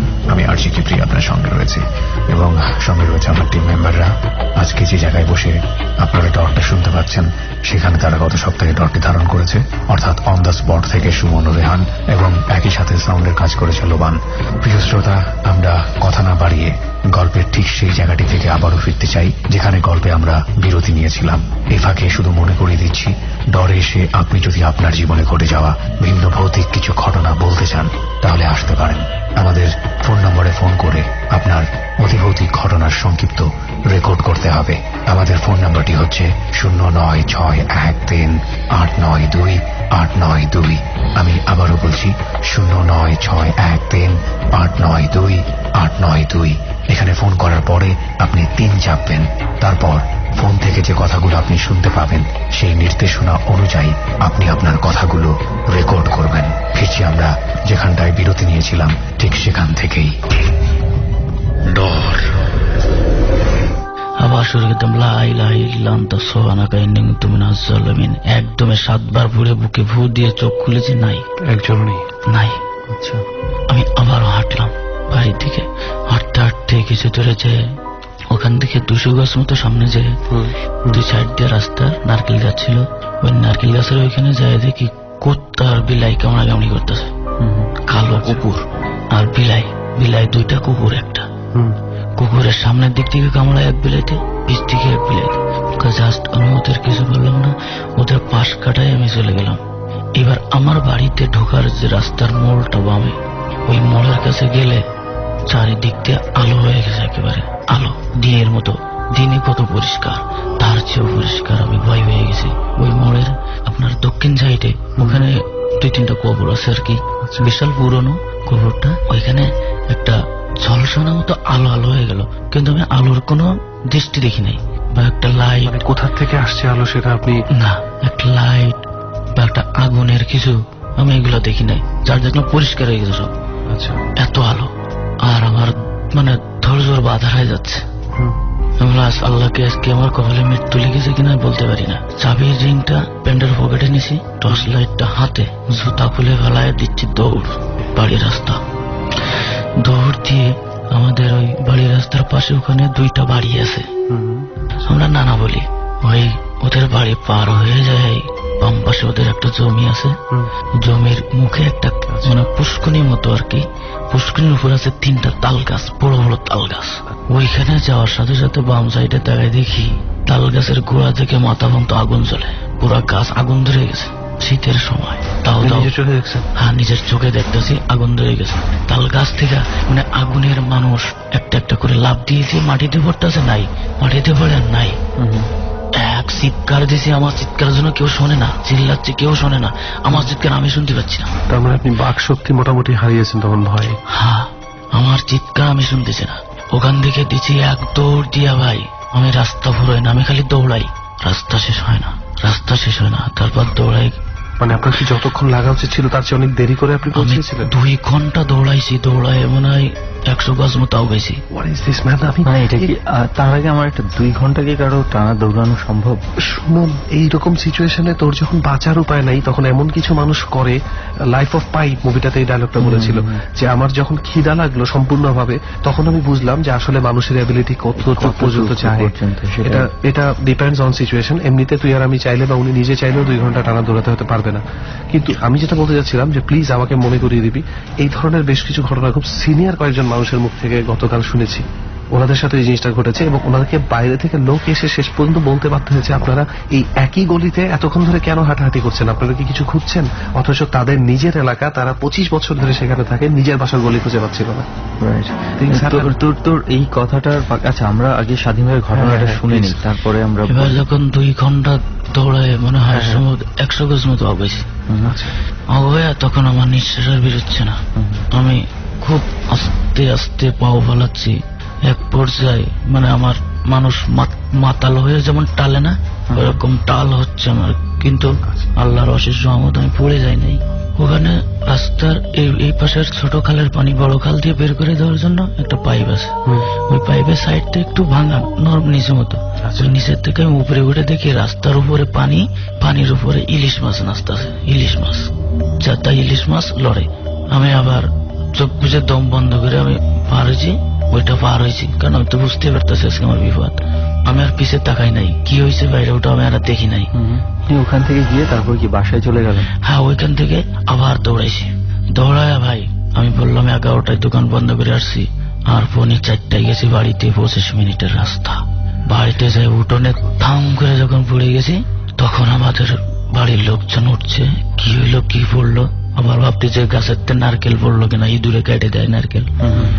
দেখে না আমি, আমারে ওটাই বলে সুস্থ করছে, আমার জ্ঞান নাই, আমি জানি না কিছু। আব্বুর ঝাড়ফুঁক করছে, কোনো জ্ঞান হয় নাই। পরের দিন সকালে আমার একটু জ্ঞান আসছে, তো আমি কথা বলতে পারি না, বোবা পোড়া। আমি কানে সবই শুনি, কথা বলতে পারি না, গলার সাউন্ড আসে না। আপনি কি চেষ্টা করেছিলেন? হ্যাঁ, খুব চেষ্টা করেছি, কোনো সাউন্ড আসে না। এইভাবে যখন 3 দিন আমার অনেক কবিরাজে ঝাড়ছে, সাউন্ড হয় না, তখন আমার ওই ফুফুর ছোট মেয়ের জামাই আর কি, আমার ছোট বোন জামাই, উনি আমাকে বললো যে আমি এক জায়গায় নিয়ে যাবো, আপনি কি যাবেন? মাথাটা ঝাঁকা দিয়েছি যে হ্যাঁ, শুক্রবার আপনার নামাজের পরে বাড়ির থেকে নিয়ে যাব। কোথায় নিয়ে গেলেন আপনাকে? উনি নিয়ে গেলেন আর একটা কবিরাজের ওখানে। আচ্ছা, সেটা কোথায়? সেটা ওই মাগুরা গ্রামের পাশে চাঁদকাটি গ্রাম। আচ্ছা, উনি কি আপনাকে কোন রকম স্পেশাল চিকিৎসা করলেন? স্পেশাল চিকিৎসা বলতে আমি কিন্তু সুস্থ, জাস্ট কথা বলতে পারি না।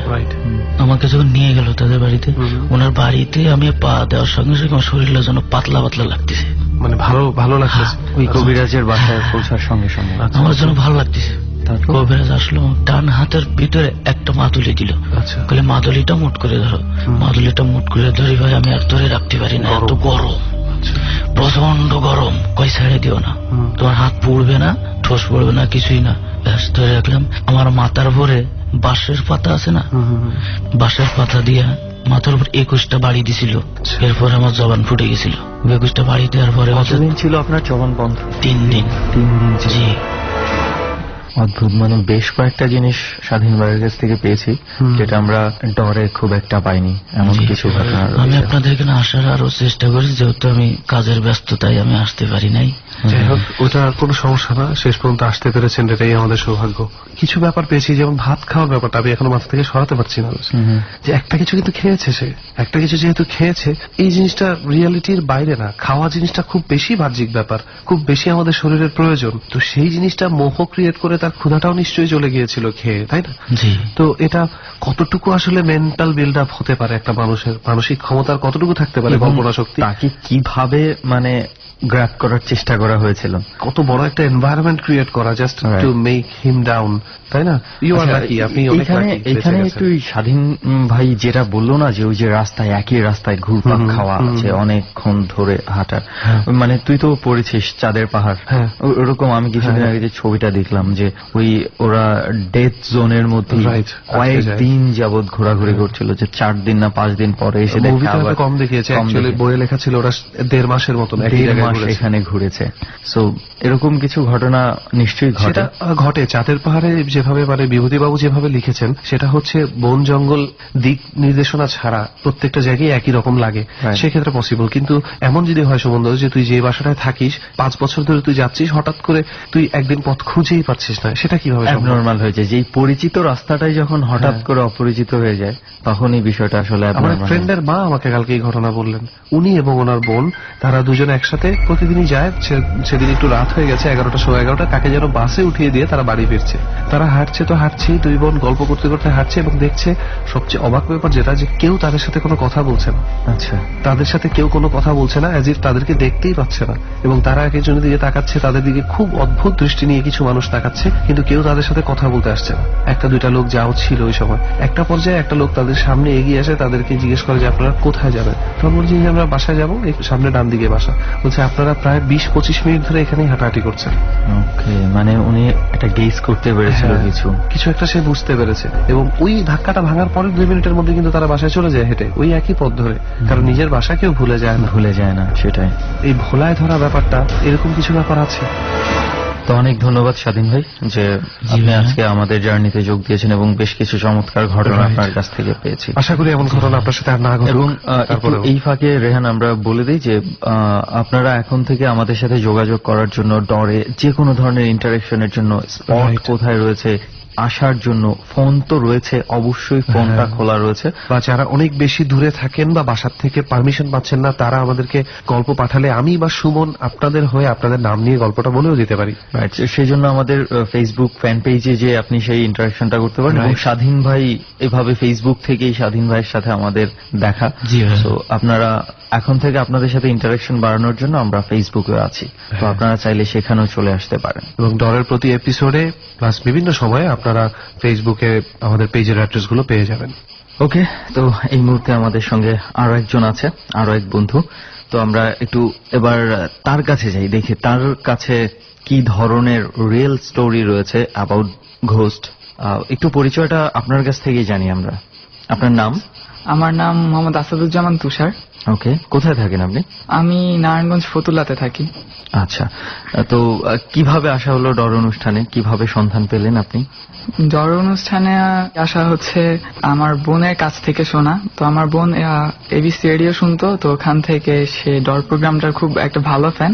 তো আমাকে ও বলল যে ভাইয়া, যেহেতু আমাদের এরকম ঘটনা আছে তো তুমি ডরে যে বলতে পারো।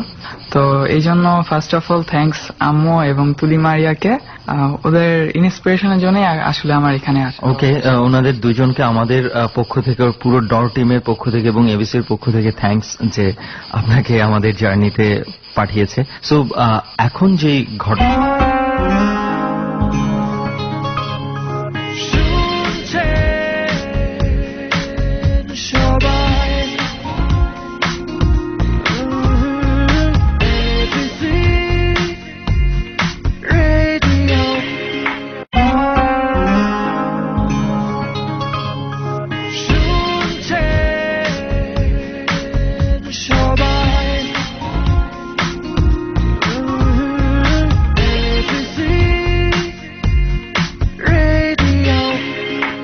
আমরা একটু শুনতে চাই। আপনার সম্পর্কে আমরা ডর টিমের কাছে বেশ কিছু ঘটনার কথা শুনেছি, আপনার কাছে কিছু ইন্টারেস্টিং ঘটনা আছে, ব্ল্যাক ম্যাজিক সংক্রান্ত কিছু একটা আছে আপনার এখানে।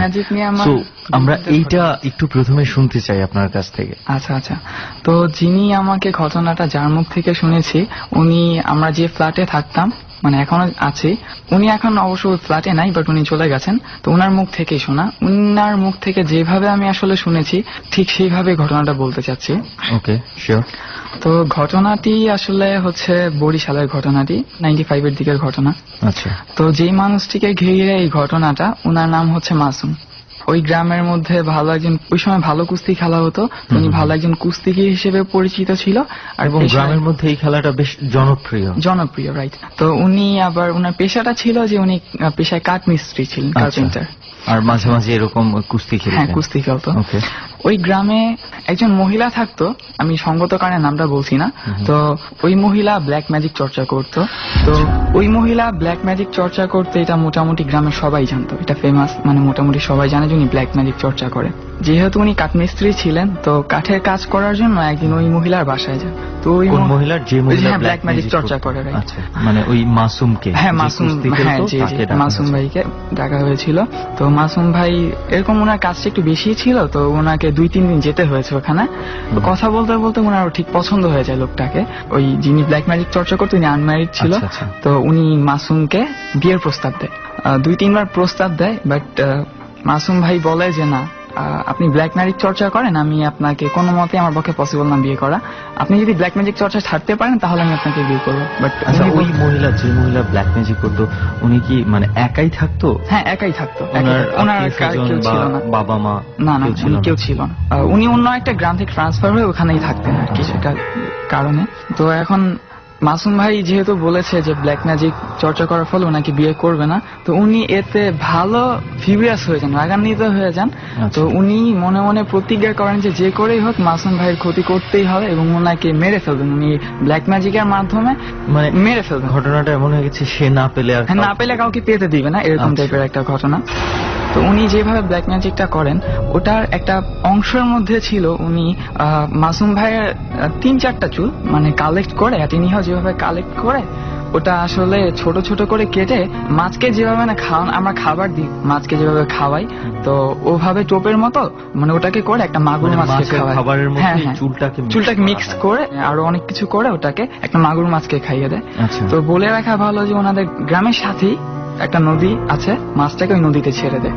5 থেকে 7 দিন পর উনি আস্তে আস্তে মানে ভালো রকম অসুস্থ হয়েছে। ওই মহিলা হচ্ছে যে ব্ল্যাক ম্যাজিক করতো, উনি ওই মাগুর মাছকে খাবারের সাথে মাসুমের চুল মিশিয়ে খাওয়ানো হয়েছে। এটা হচ্ছে ব্ল্যাক ম্যাজিক করার একটা অংশ। নদীতে ছেড়ে দেওয়া হয়েছে, মাছটাকে পরবর্তীতে ছেড়ে দেওয়া হয়েছে। এতে করে তার স্বাস্থ্যের ভালো অবনতি হয়। তো উনি ডাক্তার দেখানোর পরও ওনার মানে কোনো কাজই হলো না।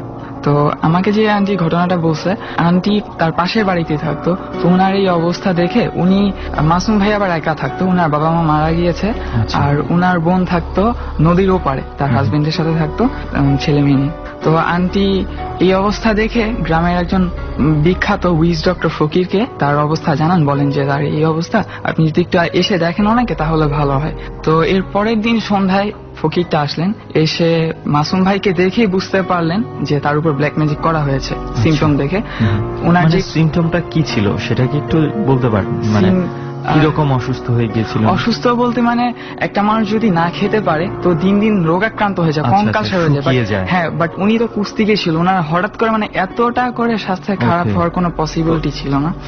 তো তারপর উনি একদম শিওর হলেন ওনার যে পালিত জিনটা ছিল, মানে ওই ফকির, যে ফকির ওনাকে দেখার জন্য এসেছে, ওনার পালিত জিন দিয়ে উনি পরীক্ষা করার পর ওনাকে বললেন যে মানে সবকিছু বলে দিলেন যে কে ওনাকে ব্ল্যাক ম্যাজিক করেছে, কিভাবে ব্ল্যাক ম্যাজিকটা করেছে, এবং বললো যে মাগুর মাছটাকে নদীতে ছেড়ে দেওয়া হয়েছে। তো আসলে শেষে তিনি বললেন যে তার পক্ষে এখন আসলে কিছু করা পসিবল না, কারণ নদীতে হাজার হাজার মাছ আছে, তো ওই হাজার হাজার মাছের মধ্যে ওই মাগুর মাছটাকে খুঁজে বের করা ইম্পসিবল। তো এভাবেই চলতেছিল। তো ফকিরটা শেষে বলে দিয়ে গেছে যে আপনার হাতে আর বেশি দিন সময় নেই। হঠাৎ করে ওনার যে বোন থাকতো নদীর ওপারে, উনিও একটু অসুস্থ হয়ে যান মানে সাডেনলি। ওনার বোনের সাথে মাসুম ভাইয়ের বোনের সাথে মাসুম ভাই একটু মনোমালিন্য ছিল, এই জন্য ওনার বাসায় একটু কম যাওয়া আসা করা হতো। এখন যেহেতু শুনলেন, লোক দ্বারা শুনতে পারলেন যে তার বোন অসুস্থ, তাকে দেখতে চেয়েছে। তো আমাকে যে আমার আন্টি ঘটনা বলেছে, তো আন্টিকে বললেন যে আপা আপনি যদি আমার সাথে একটু চলেন, আমি তো একা যাবো, আপনি একটু গেলে ভালো হতো। তো আন্টি অসুস্থ দেখে প্রতিবেশী হিসেবে তো উনি আর না করে নাই, তো উনারা রওনা দিল। তো নদী যেহেতু একটু মোটামুটি বড় নদী, নৌকা দিয়ে জাস্ট পার হতে হয়। তো নৌকাতে উঠলেন, কোনো প্রবলেম হয়নি। তো ঘাটের কাছে যখন তারা একদম মানে ক্লোজ চলে আসলো, আমার যে আন্টি ঘটনাটা বলেছে, তো উনি সাডেনলি খেয়াল করলেন যে নদীর ঘাটের কাছে একটা মাগুর মাছ মরে পড়ে আছে। উনি বিষয়টা তখন ওনার মাথায় ঢুকে নেই, এত খেয়ালও করে নাই। তো ঠিক যখনই তারা ঘাটের কাছে আসলেন, তখনই মাসুম ভাইয়ের মানে চিতল মাছ যেভাবে লাফাতে থাকে, লাফাতে লাফাতে 2-3 মিনিট পরে উনি মারা গেলেন। মানে ওই নদীর তীরে মারা গেলেন। আমি যে জিনিসটা বলতে ভুলে গেছি, তো ফকির চলে যাওয়ার আগে ওনাকে বলে গিয়েছিল যে মাগুর মাছটাকে খাওয়ানো হয়েছে, ওই মাগুর মাছটা যেই দিন মারা যাবে, ওই মাসুম সাহেব ওই দিনই মারা যাবেন, এবং যে স্থানে মাছটা মারা যাবে ঠিক ওই স্থানে এসেই মাসুম সাহেবের মৃত্যু হবে। আচ্ছা। তো এই ঘটনা মানে মাগুর মাছটা এখানে একটা মৃত মাগুর মাছ দেখেছে আর ওখানেই হ্যাঁ, তো মাসুম সাহেব মারা গেছে। তখনই আন্টি কথাটা মনে পড়লো এবং সেই ফকিরটার কথার সাথে ওনার কথা হুবহু মিলে গেল যে ওই স্থানে এসে মাসুম সাহেবের মৃত্যুটা হয়েছে। এই ঘটনার পর যে ব্ল্যাক ম্যাজিক করে এই গ্রামের মধ্যে, তো গ্রামের মানুষজন ওনাকে মানে কিছু বলেনি বা কিছু করার চেষ্টা করেন? সিমটম বলে দিয়েছিল ফকির, উনি তো সবাইকে আর বলে নাই। আর গ্রামের লোকজন যেহেতু জানতো যে উনি ব্ল্যাক ম্যাজিক চর্চা করেন, কেউ সাহস করে আর কি ওনার বিরুদ্ধে কোনো ঘাটাতে যায়নি, মানে ওনার বিরুদ্ধে কোনো স্টেপ নেওয়ার জন্য যায়নি। তো পরে আন্টি ঢাকায় চলে আসে শিফট হয়ে। এরপরে মানে তুষার হয়ে গেছে, যেটা শুনলাম যে মানে খুবই ইন্টারেস্টিং একটা ঘটনা এবং আমার কাছে খুব অদ্ভুত লেগেছে যে মানে মাছটা ওখানে এসে মারা গেছে এবং তিনিও ওখানে মারা গেছেন। মানে আসলে অদ্ভুত। মানে একটু এই ব্ল্যাক ম্যাজিকটা নিয়ে একটু বলতে চাই। মানে এই ব্ল্যাক ম্যাজিকটা আসলে যে ইভিল বা শয়তানের যে সুপার ন্যাচারাল পাওয়ার গুলো রয়েছে, এই পাওয়ার গুলোকে কেউ যখন নিজেদের বাজে স্বার্থে ব্যবহার করে অবৈধভাবে, ওটাই আসলে তখন ব্ল্যাক ম্যাজিক হিসেবে আর কি গণ্য করে। এবং এই ব্ল্যাক ম্যাজিকটা কিন্তু বিভিন্ন রূপ রয়েছে, বিভিন্ন দেশে এটা চর্চা করে।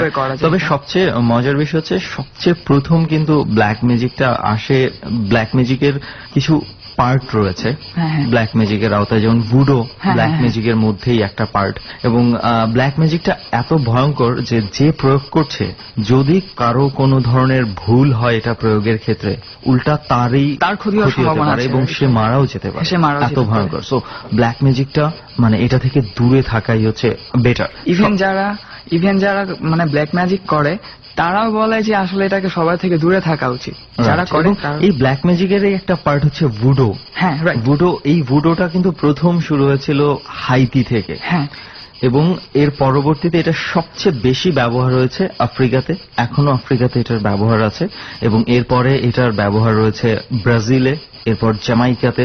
এই দেশগুলোতে এখনো এই ভুডো চর্চাটা অনেক বেশি ভাবে হয়ে থাকে, যদিও বিভিন্ন দেশে ভুডোকে বিভিন্ন নামে বলা হয়ে থাকে।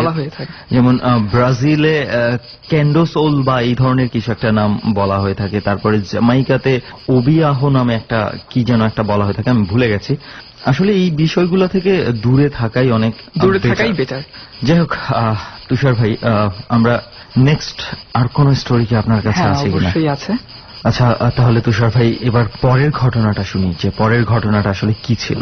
আচ্ছা, পরের ঘটনাটা ঠিক যে আন্টি আমাকে বলেছে ঘটনাটা, পূর্বের ঘটনাটা ঠিক সেই আন্টিরই প্রথম ঘটনাটা যার সংক্রান্ত শুনলাম। হ্যাঁ, উনারই ঘটনা, উনার সাথেই ব্ল্যাক ম্যাজিক হয়েছিল। উনার সাথে ঘটেছিল? হ্যাঁ, উনার সাথে ঘটেছিল। আচ্ছা, আমি যে আগের ঘটনাটা বললাম, আর এই ঘটনাটা প্রায় সমসাময়িক, মানে প্রায় কিছুদিন আগ পরে হয় আর কি উনার সাথে ঘটনাটা ঘটে।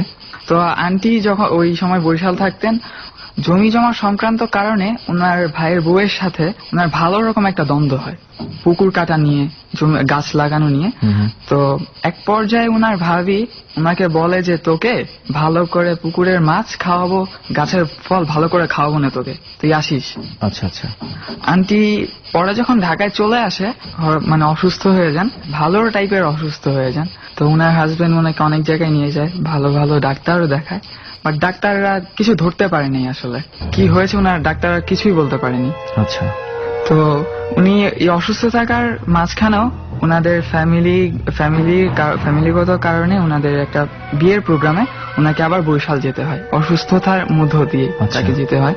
তো ওনারা যখন হাজবেন্ড সহ গ্রামে যায়, ওখানে যে উনি মানে তার অসুস্থতার মানে লিমিট আরো ক্রস করতে থাকে, মানে উনি ভালো রকম বেশি অসুস্থ হয়ে যান। ডর মানে ভয়।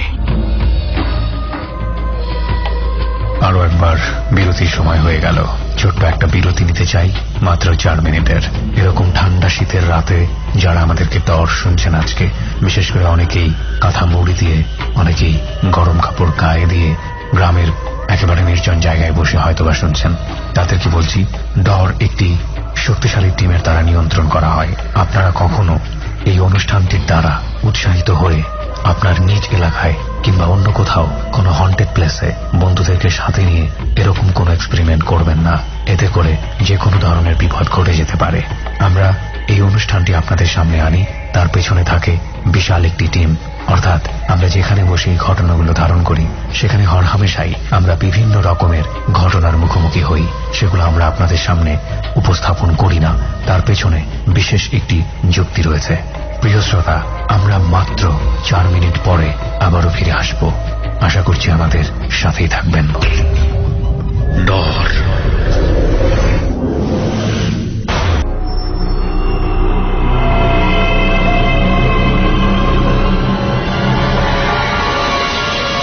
ডর মানে ভয়।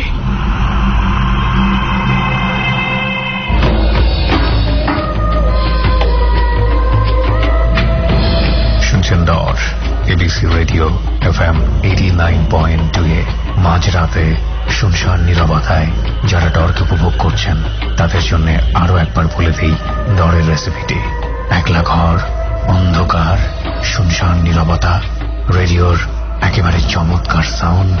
যদি সম্ভব হয় তাহলে জানালাটা হালকা করে খোলা রাখুন এবং উপভোগ করতে থাকুন বাংলাদেশে হন্টেড প্লেস ভিত্তিক প্রথম এবং একমাত্র ভৌতিক রেডিও অনুষ্ঠান ডর। আমরা ঠিক সেই জায়গাটিতে আবারও ফিরছি যেখানে ছোট্ট একটা বিরতি নিয়েছিলাম। তার আগে বলে নেই প্রিয় শ্রোতা, ডরের পুরো ফ্লেভারটুকু পেতে হলে চলে আসুন আমাদের ফেসবুক পেজে। আমাদের ফেসবুকের ঠিকানা www.facebook.com/ABC Radio FM 89.2। ডর। তো উনার হাজবেন্ড গ্রামের মধ্যে অন্য আরেকজন ফকির ছিল, ওই ফকিরকে বলে যদি এসে একটু দেখতেন। তো ফকিরটা যখন এসে দেখলো, উনি পরে বলল যে আন্টির উপর ব্ল্যাক ম্যাজিক করা হয়েছে এবং বলল যে তার যে ভাবি, ওই ভাবি ব্ল্যাক ম্যাজিক করেছে। তো ওই ভাবি ভাবি নিজে করেছে না কাউকে দিয়ে করিয়েছে, অন্য একজনকে দিয়ে করিয়েছে। উনার জিনের মাধ্যমে ওই আন্টিকে স্বপ্নে খাইয়ে দিছিল কিছু। আচ্ছা, ব্ল্যাক ম্যাজিক মানে যাকে দিয়ে করিয়েছে সেই লোক তার পালিত জিনের মাধ্যমে উনাকে স্বপ্নে কিছু খাইয়ে দিয়েছে। তো এর মাধ্যমে ওনার ব্ল্যাক ম্যাজিকটা হয়ে যায় আর কি, আন্টি হয়ে যায়। ফকিরটা বলে যে আপনারা আর যদি কিছুদিন দেরি করতেন তাহলে আমার পক্ষে কিছু করা থাকতো না, বাট এখন আমার পক্ষে কিছু করা আছে, আমি কিছু করতে পারবো। ওই ফকিরের সহায়তায় উনি প্রায় 5-6 মাস ট্রিটমেন্ট নেওয়ার পর মোটামুটি সুস্থ হন। এখন আমি যখন ওনার কাছ থেকে শুনি, উনি আমাকে যখন ঘটনাটা বলে, তো উনি মানে তখন ওনার হাতে দেখি অনেকগুলো 10-12টা তাবিজ। তো আমি ওনাকে জিজ্ঞেস করলাম যে আন্টি আপনার হাতে এতগুলো তাবিজ কেন? তো উনি বললো ওই ঘটনার পর থেকে আর কি ওই ফকির ওনাকে এরকম এতগুলো তাবিজ দিয়েছে, এরপরে আর কি সবসময় থাকে ওগুলো উনি পড়ে থাকেন আর কি। আচ্ছা আচ্ছা, তো উনি আলটিমেটলি পরবর্তীতে সুস্থ হয়ে যায়? আলটিমেটলি হ্যাঁ, সুস্থ হয়ে যায়। ওকে, আসলে এটা নিয়ে তো বলেছি যে এই ব্ল্যাক ম্যাজিকটা আসলে কত ক্ষতিকর এবং এটা কিন্তু মানে রিলিজিয়াস্টিক দিক থেকে এটা নিষিদ্ধ করা হয়েছে। আচ্ছা, আমরা এর পরবর্তীতে অন্য কোন স্টোরি থাকলে আমরা তুষার ভাইয়ের কাছে সেই স্টোরি শুনি। আচ্ছা, আর কি স্টোরি আছে আপনার? এখন যে স্টোরিটা বলবো, স্টোরি না ঠিক ঘটনা, আসলে সত্য ঘটনা। এটা আমার দাদির সাথেই ঘটে যাওয়া ঘটনা। আচ্ছা, তো আমার দাদির মুখ থেকে আমি ঠিক যেভাবে শুনেছি আমি ঠিক সেইভাবেই বলছি। আমাদের দেশের বাড়ি হচ্ছে চট্টগ্রাম সন্দ্বীপ। এটা আপনার 93-94 এর দিকের ঘটনা। ওই টাইমে দাদি আপনার সন্দ্বীপেই থাকতো। দাদির সাথে আগে থেকেই একটা জিন ছিল, সেটা আমরা জানতাম, আমার ফ্যামিলির সবাই জানতাম যে ওনার সাথে জিন আছে। জিন আছে মানে কি, মানে উনি ইচ্ছে করে জিন? না, উনি ইচ্ছে করে না, ওনার সাথে মানে এসে দেখা দিয়েছে, ওনার কাছে ওনাকে পছন্দ হয়েছিল। হ্যাঁ, আমার দাদি খুব সুন্দর ছিল আসলে, আসে আর কি জিনটা। তো একদিন দাদি স্বপ্নে দেখলো যে জিনটা বলতেছে যে আমাদের দাদি ঠিক যেখানে ঘুমাতো খাটের ঠিক পাশেই, মানে আগে গ্রামের বাড়িতে ধান রাখার জন্য বড় বড় মটকা রাখা হতো, মাঝখানে যে ধানের মটকাটা ওখানে বান্ডিল টাইপের ভাঙতি মানে কিছু টাকা রাখা আছে। তো মানে এটা দাদিকে সে দিয়েছিল। তো দেওয়ার পর বলেছে যে এই টাকাটা খরচ করার আগে আপনার মসজিদে মিলাদ দিয়ে নিতে, এখান থেকে সর্বপ্রথম মসজিদে মিলাদ দিয়ে নিতে, তারপর টাকাগুলো খরচ করতে। ওই সময় গ্রাম দেশে ভ্যানেরই প্রচলন ছিল, মানে ভ্যান দিয়ে মানুষ যাতায়াত করতো। দাদুর বিআই তো উনি অসুস্থ হন। তো আমার দাদা সারেং ছিল, তো গ্রামে সবাই এক নামেই আমাদের বাড়ি চিনতো, সারেং বাড়ি। আচ্ছা, ওই সময় দাদা জাহাজে যেহেতু কাজ করতো, তো ওই সময় দাদা বাড়িতে ছিলেন না, উনি জাহাজে ছিলেন।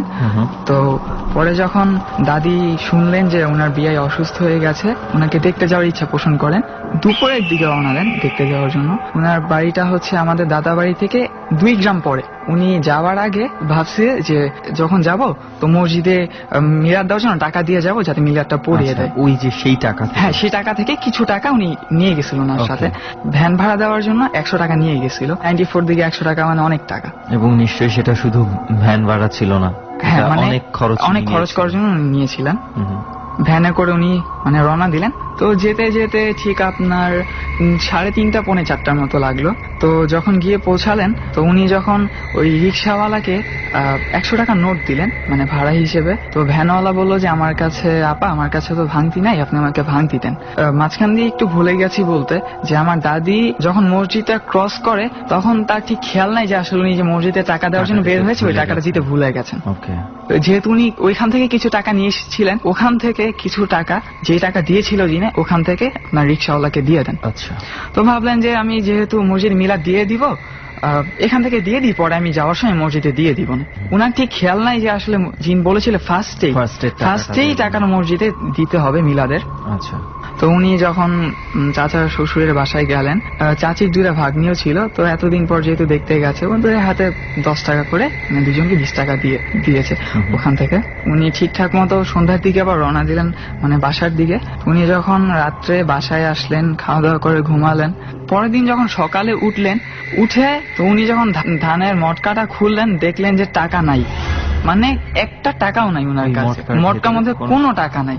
উনি অনেকে জিজ্ঞেস করছিল, বাড়িতে যারা যারা ছিল তাদের সবাইকে জিজ্ঞেস করেছে যে তোমরা এখানে আমার কিছু টাকা ছিল, তোমার কি কেউ দেখছো? ফুপু ছিল, চাচি ছিল, তারা বলল না আমরা তো কোনো টাকা নিই নাই বা দেখি নাই।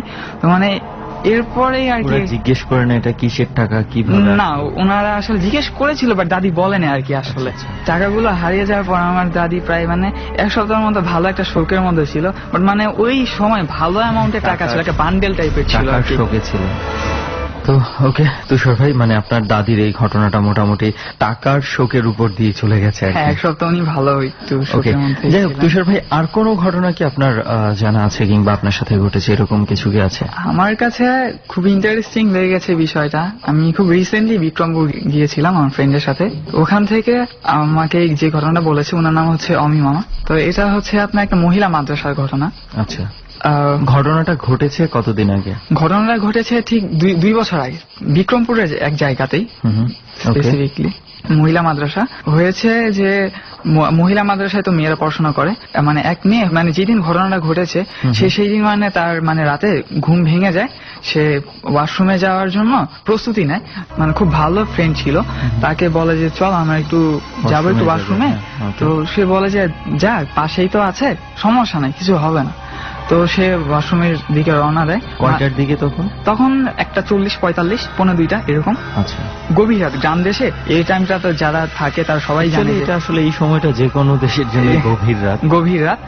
বলে রাখা ভালো যে ওয়াশরুমটা আপনার মাদ্রাসার ভিতরে ছিল, কিন্তু মানে যেখানে পড়াশোনা করতো তার থেকে একটু দূরে। আচ্ছা, দূরে গিয়ে ওয়াশরুমটা ছিল। তো ঠিক মানে সে যখন ঠিক ওয়াশরুমটায় যায়, দরজাটা খুলবে, তখন সে ঠিক মানে টপ টপ করে কিছু পানি যেভাবে পড়ে ওইরকম আওয়াজ করার শব্দ পেল। আচ্ছা, ওয়াশরুমটার পাশেই একটা তাল গাছ ছিল। তো সে যখন তাল গাছটার মানে কাছে যায়, তো সে দেখতেছে কি যেন পড়তেছে উপর থেকে। তো সে যখন মাটির দিকে তাকায়, মানে সে দেখে যে রক্ত পড়তেছে উপর থেকে। তো মানে সে যখন উপরের দিকে তাকায়, তখন দেখে যে তাল গাছের উপরে কেউ একজন বসে আছে, তার পা গুলো ঠিক হাঁটু থেকে কাটা, 2 পাই, দোনো পাই হাঁটু থেকে কাটা, ওখান থেকে রক্ত পড়তেছে, আর সে উপর থেকে হাসতেছে। এই দেখে সে চিল্লানি দিয়ে মাদ্রাসার ভিতরে দৌড়ে চলে যায়। তো যখন সে মাদ্রাসার ভিতরে ঢুকে, তখনই মানে তাদের যে প্রধান শিক্ষিকা হেডমাস্টার ওনাকে দেখতে পায়। তো উনাকে দেখা আবেগ আপ্লুত হয়ে ওনাকে বলে যে ম্যাডাম, আমি যখন ওয়াশরুমে ঠিক প্রবেশ করব তখনই আমি দেখতেছি যে মানে তাল গাছের পাশে মানে উপর থেকে ঠিক টপ টপ করে রক্ত পড়তেছে, আর উপর থেকে কেউ একজন আমার দিকে তাকায় হাসতেছে। তো তখনই ম্যাডাম উনি উনার পা দেখায় বললো যে এরকম পা কিনা দেখো তো। মানে মেয়েটা দেখলো যে উনার 2 পাই নাই, মানে হাঁটু থেকে পাই নাই। তাল গাছে যেরকম যেভাবে উনি দেখেছিল ঠিক সেই ম্যাডাম মানে ওর সামনে দাঁড়ায় আছে। তারপর তো এরপর দেখার পরে সে চিৎকার দিয়ে সাথে সাথে এখানে সেন্সলেস হয়ে যায়। মানে সে এমন জোরে চিৎকার দেয় যাতে মাদ্রাসায় যত ছাত্রী ছিল সবাই জেগে যায়। জেগে যাওয়ার পরে মানে সে যেহেতু সেন্সলেস হয়ে যায়, তার পরের দিন আর কি তার জ্ঞান আসে। তখন সবাই জিজ্ঞেস করে যে আসলে রাত্রে কি হয়েছিল। তখন সে আসলে বলে যে আর কি তার সাথে এই ঘটনাটা আসলে ঘটেছিল। এই ঘটনাটা ঘটার পরে 1 সপ্তাহ পর মেয়েটা মারা যায়। এই মাদ্রাসা হ্যাঁ, মাদ্রাসা থেকে না শিফট হয়ে যায় না, ওখান থেকে মাদ্রাসা থেকে সে মারা যায়। আচ্ছা, আর ম্যাডাম, সেই ম্যাডামকে তখন আর জিজ্ঞেস করা হয়নি ম্যাডাম কোথায়? হ্যাঁ রাইট। তো ম্যাডাম ঠিক তখন বলে না, আমি তো তখন আমি বাসায় ছিলাম, বাসায় মাদ্রাসার পাশে আমি মাদ্রাসায় ছিলাম, আমার তো মানে মাদ্রাসা থাকার কোনো প্রশ্নই আসে না। ওকে, মানে ওনার ম্যাডামের বাসাও মাদ্রাসার পাশেই ছিল? হ্যাঁ, উনি সেখানে মাদ্রাসাতে ছিল না। ওকে, এটাই ছিল আপনার শেষ ঘটনা তাহলে? হ্যাঁ। আসলে কিছু বলার নাই রেহান, ইন্টারেস্টিং একটা ঘটনা, বেশ কয়েকটা ঘটনা পেলাম তুষার ভাইয়ের কাছ থেকে আজকে। তো অনেক ধন্যবাদ তুষার ভাই, মানে আমাদের জার্নিতে আপনি যুক্ত হয়েছেন।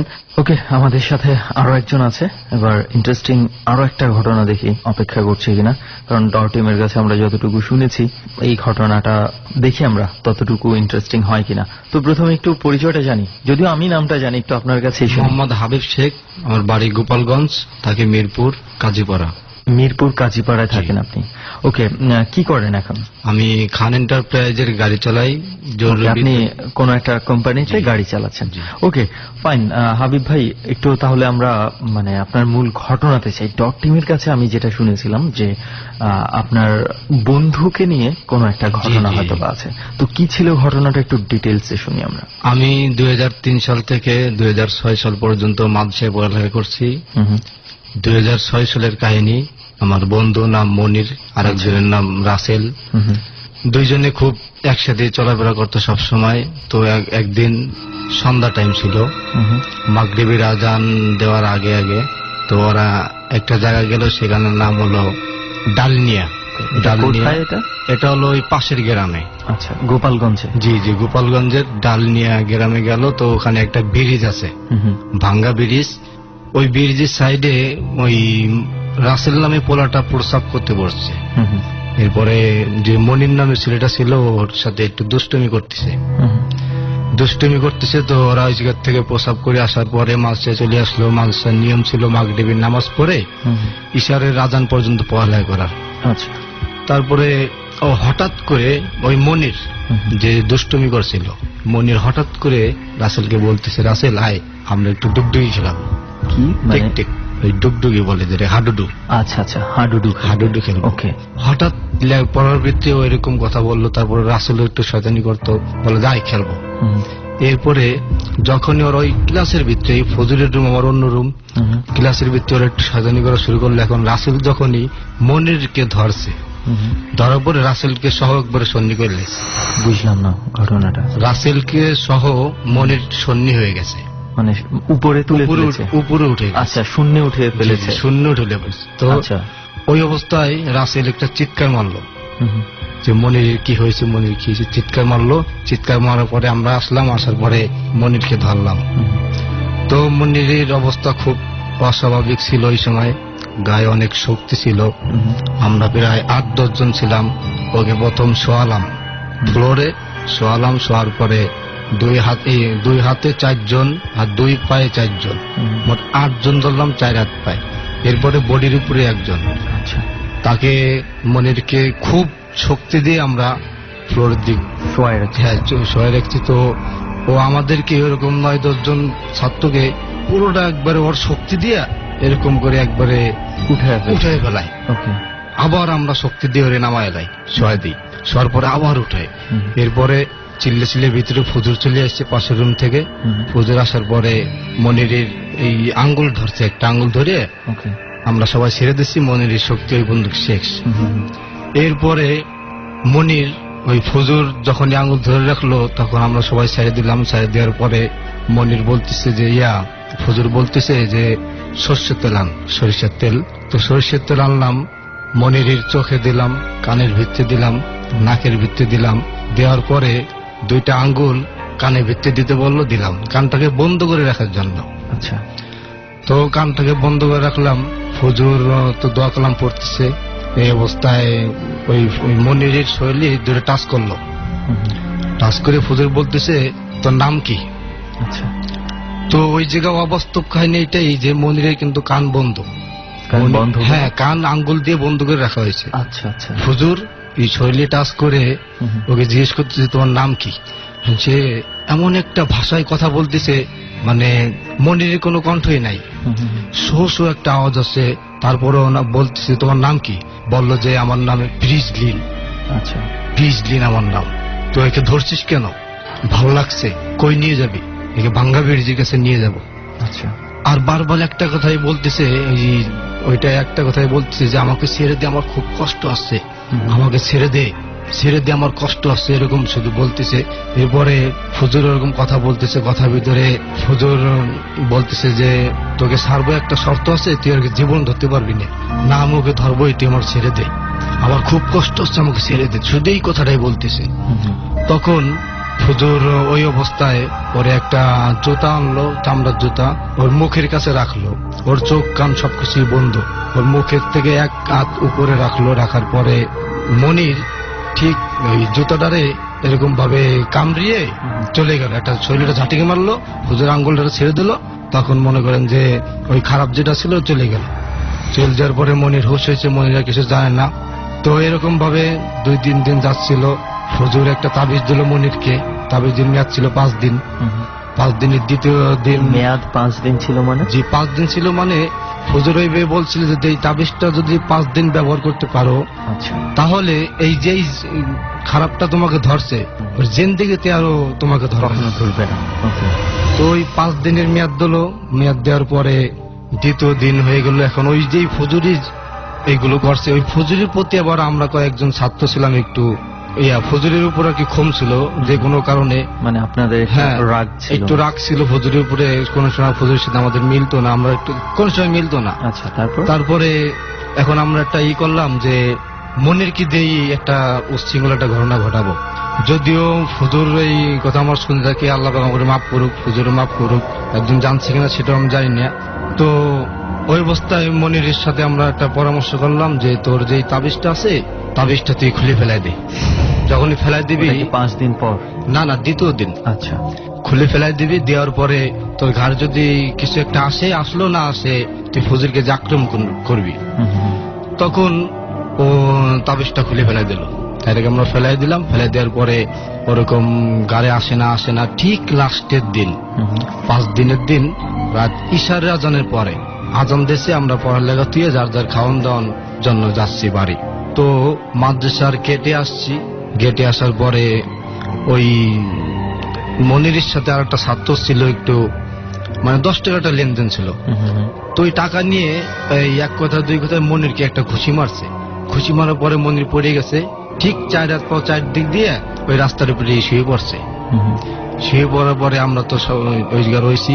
আমরা যাই মনিরকে ধরলাম। ধরা পরে 4 হাত পা ধরে সন্নি করলাম, ওকে সন্নি করে ওকে মালসায় নিয়ে যাব। ও ঠিক মানে এমন একটা আকৃতি করলো, একবার একটা ডিগবাজি দিয়ে সন্নি হয়ে গেল, ডিগবাজি দিয়ে খাড়াই গেল, স্ট্রং ভাবে খাড়াই গেল। এখন যেই ছাত্রটা ওকে ঘুষি মারছিল, সেই ছাত্র ওই রাস্তার উপরে দাঁড়া হয়েছে। এখন সেই ছাত্র খুব, তার তো পড়ানো পায় না যে মনির আমি মারছি, মনির আমার মারে কিনা। তারপরে মনির ওর দিকে এগিয়ে যাচ্ছে। ওর তো খুব ভয় করছে যে মনির আমার দিকে আসতেছে, না জানি আমাকে কি বলে। তারপরে ওকে আর কিছুই বললো না। ওর শরীর কাছে দিয়ে, খুব কাছে দিয়ে গেল, কিন্তু ওর দিকে একবার তাকালো, তাকাই আর কিছু বললো না। ওর মতে মনিরের মতে মনির হাঁটা দিল, হাঁটা দিয়ে ওইদিক খুব গাছগাছালি ছিল, চারিদিকে অন্ধকার। ওইটা হলো বিল অঞ্চল আপনার। তারপরে মনিরের মতো মনির চলে গেল রাত্রে, রাত প্রায় 9টা বেজে গেছে। এরপরে আমরা সবাই ওর পিছু নিলাম না, মাদ্রাসায় সবাই চলে আসলাম। খাওয়া দাওয়া করে আসার পরে একটা কমিটি হয়েছে আমাদের ভিতরে, প্রায় 15-20 জনের মতো। আমাদের ফজরও আছে। এখন আমরা খুব আতঙ্কে আছি যে আমরা এই তো এরকম 7-8 জনে মিলে যে কাজটা করছি, মন্দিরের তাবিজ খুলে ফেলাই দিছি, এটা নিয়ে খুব আতঙ্কে আছি যে এটা যদি জানতে পারে ফজরে তাহলে কি হবে না। আবার এই রাতে মনির কই গেল, কই খুঁজে পাবো কি পাবো না, খুব টেনশন করতেছিলাম আমরা। ডর মানে ভয়।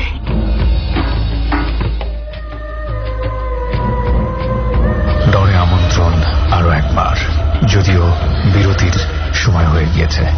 ডর অনুষ্ঠানে যারা আসতে চান তাদের জন্য নিয়মটা আরো একবার বলে দিই। আপনারা চাইলে আমাদেরকে ফোন করে আপনার জীবনে যে ঘটনাটি ঘটে গেছে এবং একই সাথে কোন জায়গাটি ঘটেছে সেটা যদি বলেন, আপনাদের ঘটনা রেডিওতে প্রচারযোগ্য হলে এবং আপনি যদি এই ঘটনা অন্য কোনো গণমাধ্যমে এর আগে না বলে থাকেন, তাহলে আপনার সঙ্গে আমরা খুব শীঘ্রই যোগাযোগ করব। এমনও হতে পারে সুমন ও রেহান এবং এবিসির একটি বিশাল টিম সেই জায়গাটিতে বসেই আপনার জীবনের ঘটে যাওয়া অধিক ঘটনাটি রেকর্ড করবে এবং প্রচার করবে বৃহস্পতিবার ঠিক রাত 11:20। আমাদের ফোন নম্বরটি হচ্ছে 09613892892। আমি আবার বলছি 09613892892। এখানে ফোন করার পরে আপনি 3 চাপবেন, তারপর ফোনের যে নির্দেশনাগুলোতে আছে সেগুলো শুনে আপনি আপনার কথাগুলো রেকর্ড করবেন। ফিরে আসছি ঠিক রাত 1টায়। ডর।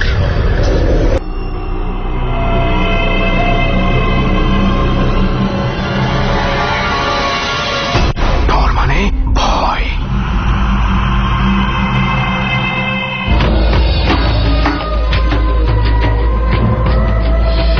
ঠান্ডার এই রাতে, রাত 1টার সময় যারা এই মুহূর্তে ডরে কান পেতে আছেন তাদের সবাইকে আরো একবার স্বাগত। আমি আরজি কিবরিয়া রয়েছি, আমার সঙ্গে রয়েছে বিশাল একটি টিম। যে হন্টের জায়গাটিতে বসে এই ডরটি রেকর্ড করা হয়েছে সেখানে অন দ্য স্পট সুমন ও রেহান, সাউন্ডে কাজ করেছে লোবান এবং আমি তো আছি। প্রিয় শ্রোতা, আপনি চলে আসতে পারেন আমাদের ফেসবুক পেজে। এখানে গল্প কেন্দ্রিক বেশ কিছু ছবি আমরা দিয়ে দিয়েছি। আমাদের ফেসবুকের ঠিকানা facebook.com/ABC Radio FM 89.2।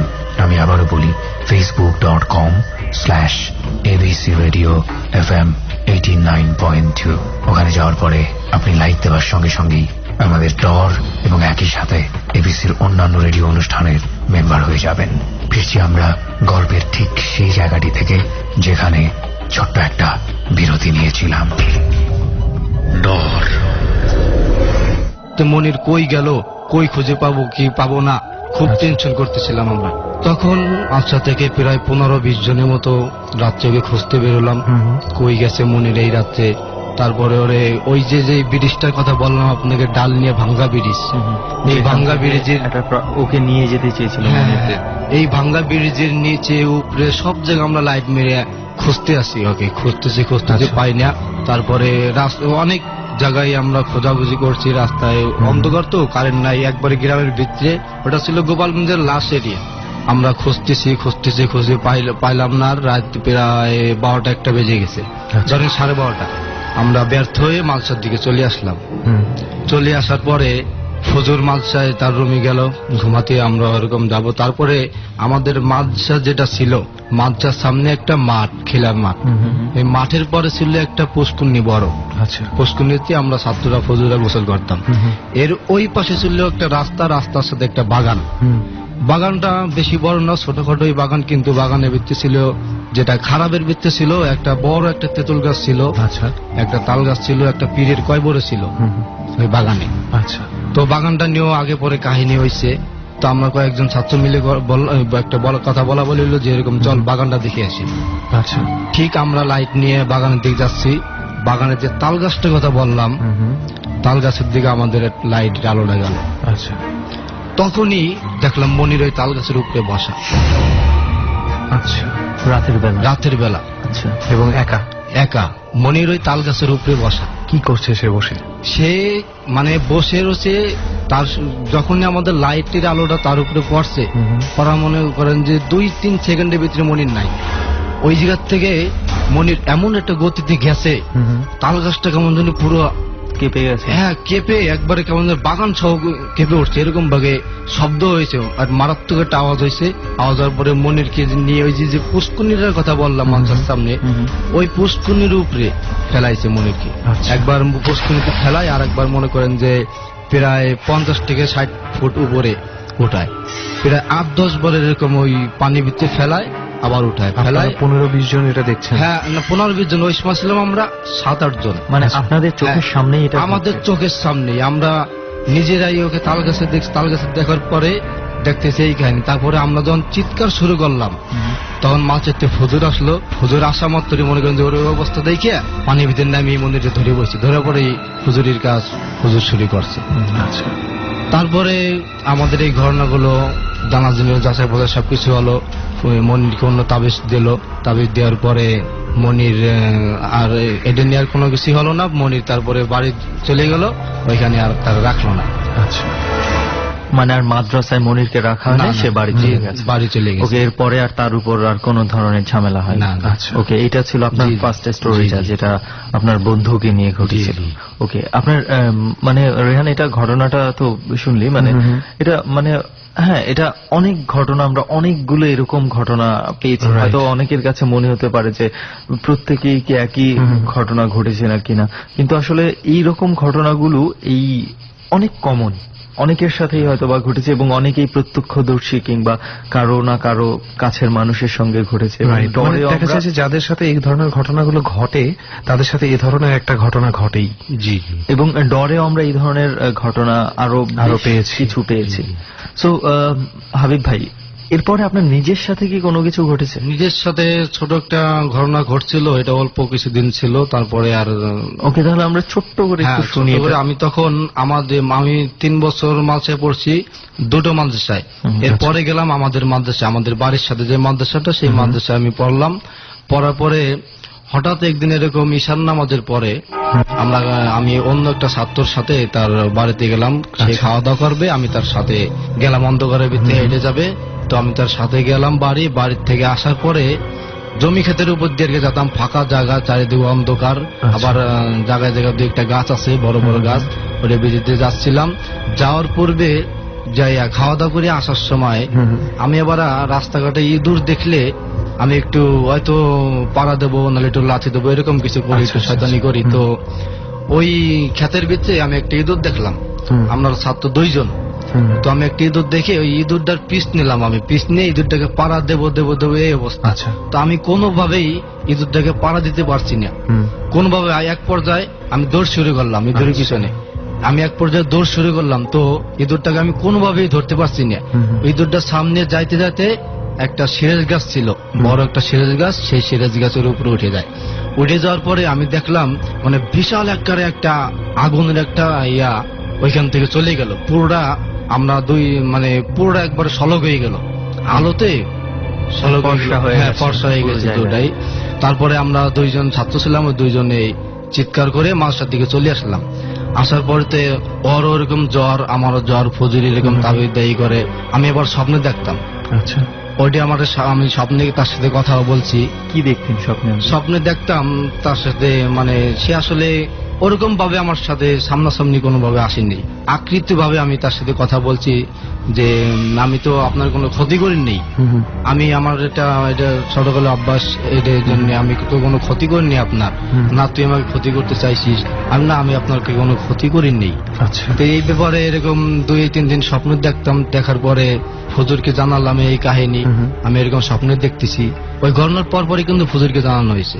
এরপরে স্বপ্ন দেখতেছি এরকম শৈলী জ্বর কমে না, স্বপ্ন দেখতেছি। তারপরে হুজুর আস্তে আস্তে একটা তাবিজ দিল আমাকে, তাবিজ দেওয়ার পরে আস্তে আস্তে আমার মানে আপনি ঠিক হয়ে গেলাম। ওর পরে আর আমি তেমন কোনো প্রবলেম নেই। এটাই ছিল আপনার যে ছোট ঘটনাটা নিজের সাথে ঘটেছে। ওকে হাবিব ভাই, এইখানে একটা বিষয় হচ্ছে যে অনেকে হয়তো কিছু কিছু ঘটনায় একটু কিছু ওয়ার্ড হয়তো হাবিব ভাই মানে যে এলাকা থেকে এসছেন সেখানে হয়তো বা কিছু ওয়ার্ড বলেছেন, আমরা সেটার সাথে পরিচিত না, সেজন্য অনেকের হয়তো বা বুঝতে একটু প্রবলেম হতে পারে।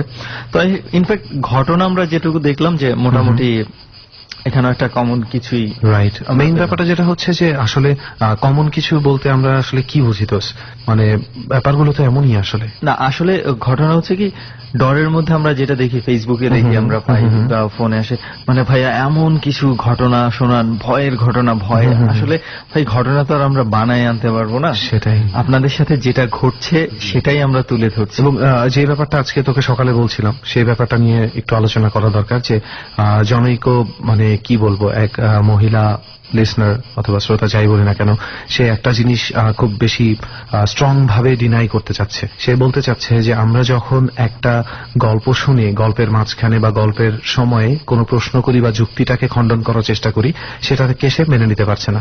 সে বলছে যে ব্যাপারটা যদি আপনারা এভাবে করেন তাহলে অনেক ক্ষেত্রে আমাদের ভয় পাওয়াটা কমে যায়। কিন্তু আমি মনে করি যে আমরা যখন যুক্তিটাকে পার করে সামনে যাব, যখন আর যুক্তি দিতে পারবো না, তখনই ভয় শুরু হওয়া উচিত।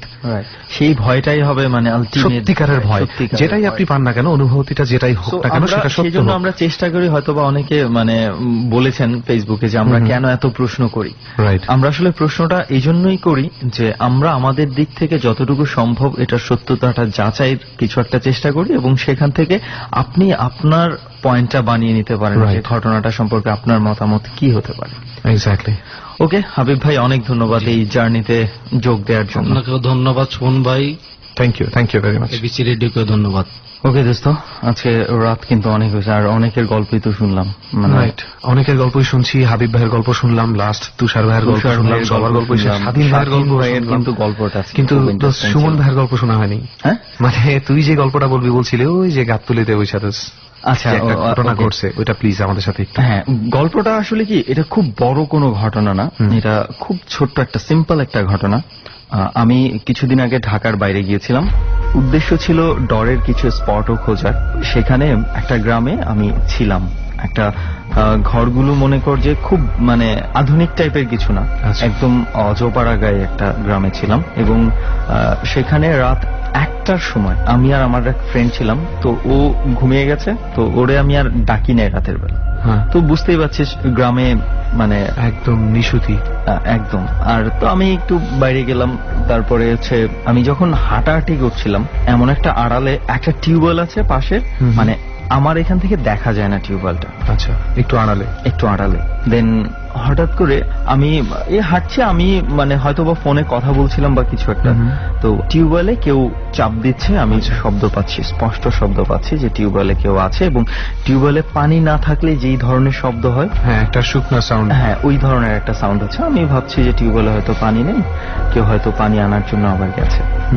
তারপরে আমার যখন ফোনে কথা বলা বাই করে শেষ, আমি ওই টিউবওয়েলের ওখানে গেলাম, কেউ নেই। দেন আশেপাশে যে কেউ এসে কল চাপ দেওয়ার মতো এই ধরনেরও কেউ নেই। এবং টোটালি ওই আশেপাশের ঘরগুলো থেকে যে কেউ এসে খুলবে সেটা স্পষ্ট আমি বুঝতে পারবো। আমার লোকেশনটা এখানে, যে আমি যেখানে আছি এখান থেকে যদি কেউ কোনো ঘর থেকে বের হয়ে যদি এখানে এসে খোলে বা হুট করে চলে যায়, যদি চলে যায় আমি দেখতে পাবো। কিন্তু আমি কাউকে দেখি নাই। এবং সবচেয়ে আশ্চর্যের বিষয় হচ্ছে, আমি যখন আস্তে আস্তে ঘুরে ওইদিকে গেলাম, হঠাৎ করে সাউন্ডটা যখন বন্ধ হয়ে গেছে, তখন আমি দেখি যে এই যে টিউবওয়েলের যেই হ্যান্ডেলটা থাকে ওটা তখনও নড়ছে। ইউ আর লাকি, মানে আমি lucky, I don't know, I think আমি লাকি। যত বোধহয় বলি না কেন, ওইভাবে আমি একা ওটা আমি কোনো কিছু দেখার জন্য প্রস্তুত ছিলাম না। তবে আমি বিশ্বাস কর, এরপরে আমি বহুক্ষণ ফ্রেন্ডকে ডেকে তুলে এনে আমি চেষ্টা করেছি জানার কেউ গিয়েছে কিনা এখানে। ওই আশেপাশের ঘরের কেউ যায়নি। ডেকে পর্যন্ত জিজ্ঞেস করা হয়েছে, কেউ কি টিউবওয়েলে গিয়েছিলেন একটু আগে? কেউ যায়নি। উই ডোন্ট নো, এমন অনেক কিছু আমরা জানি না। সেই কারণে সব সময় একটা কথাই বলি, এই কথাটা বলি আজকে শেষ করছি, that believe it or not, fear does exist, right? আজকের মতো উঠি আমরা, আবারও আরেকদিন কোন একটা জায়গায়। Bye bye. ডর মানে ভয়।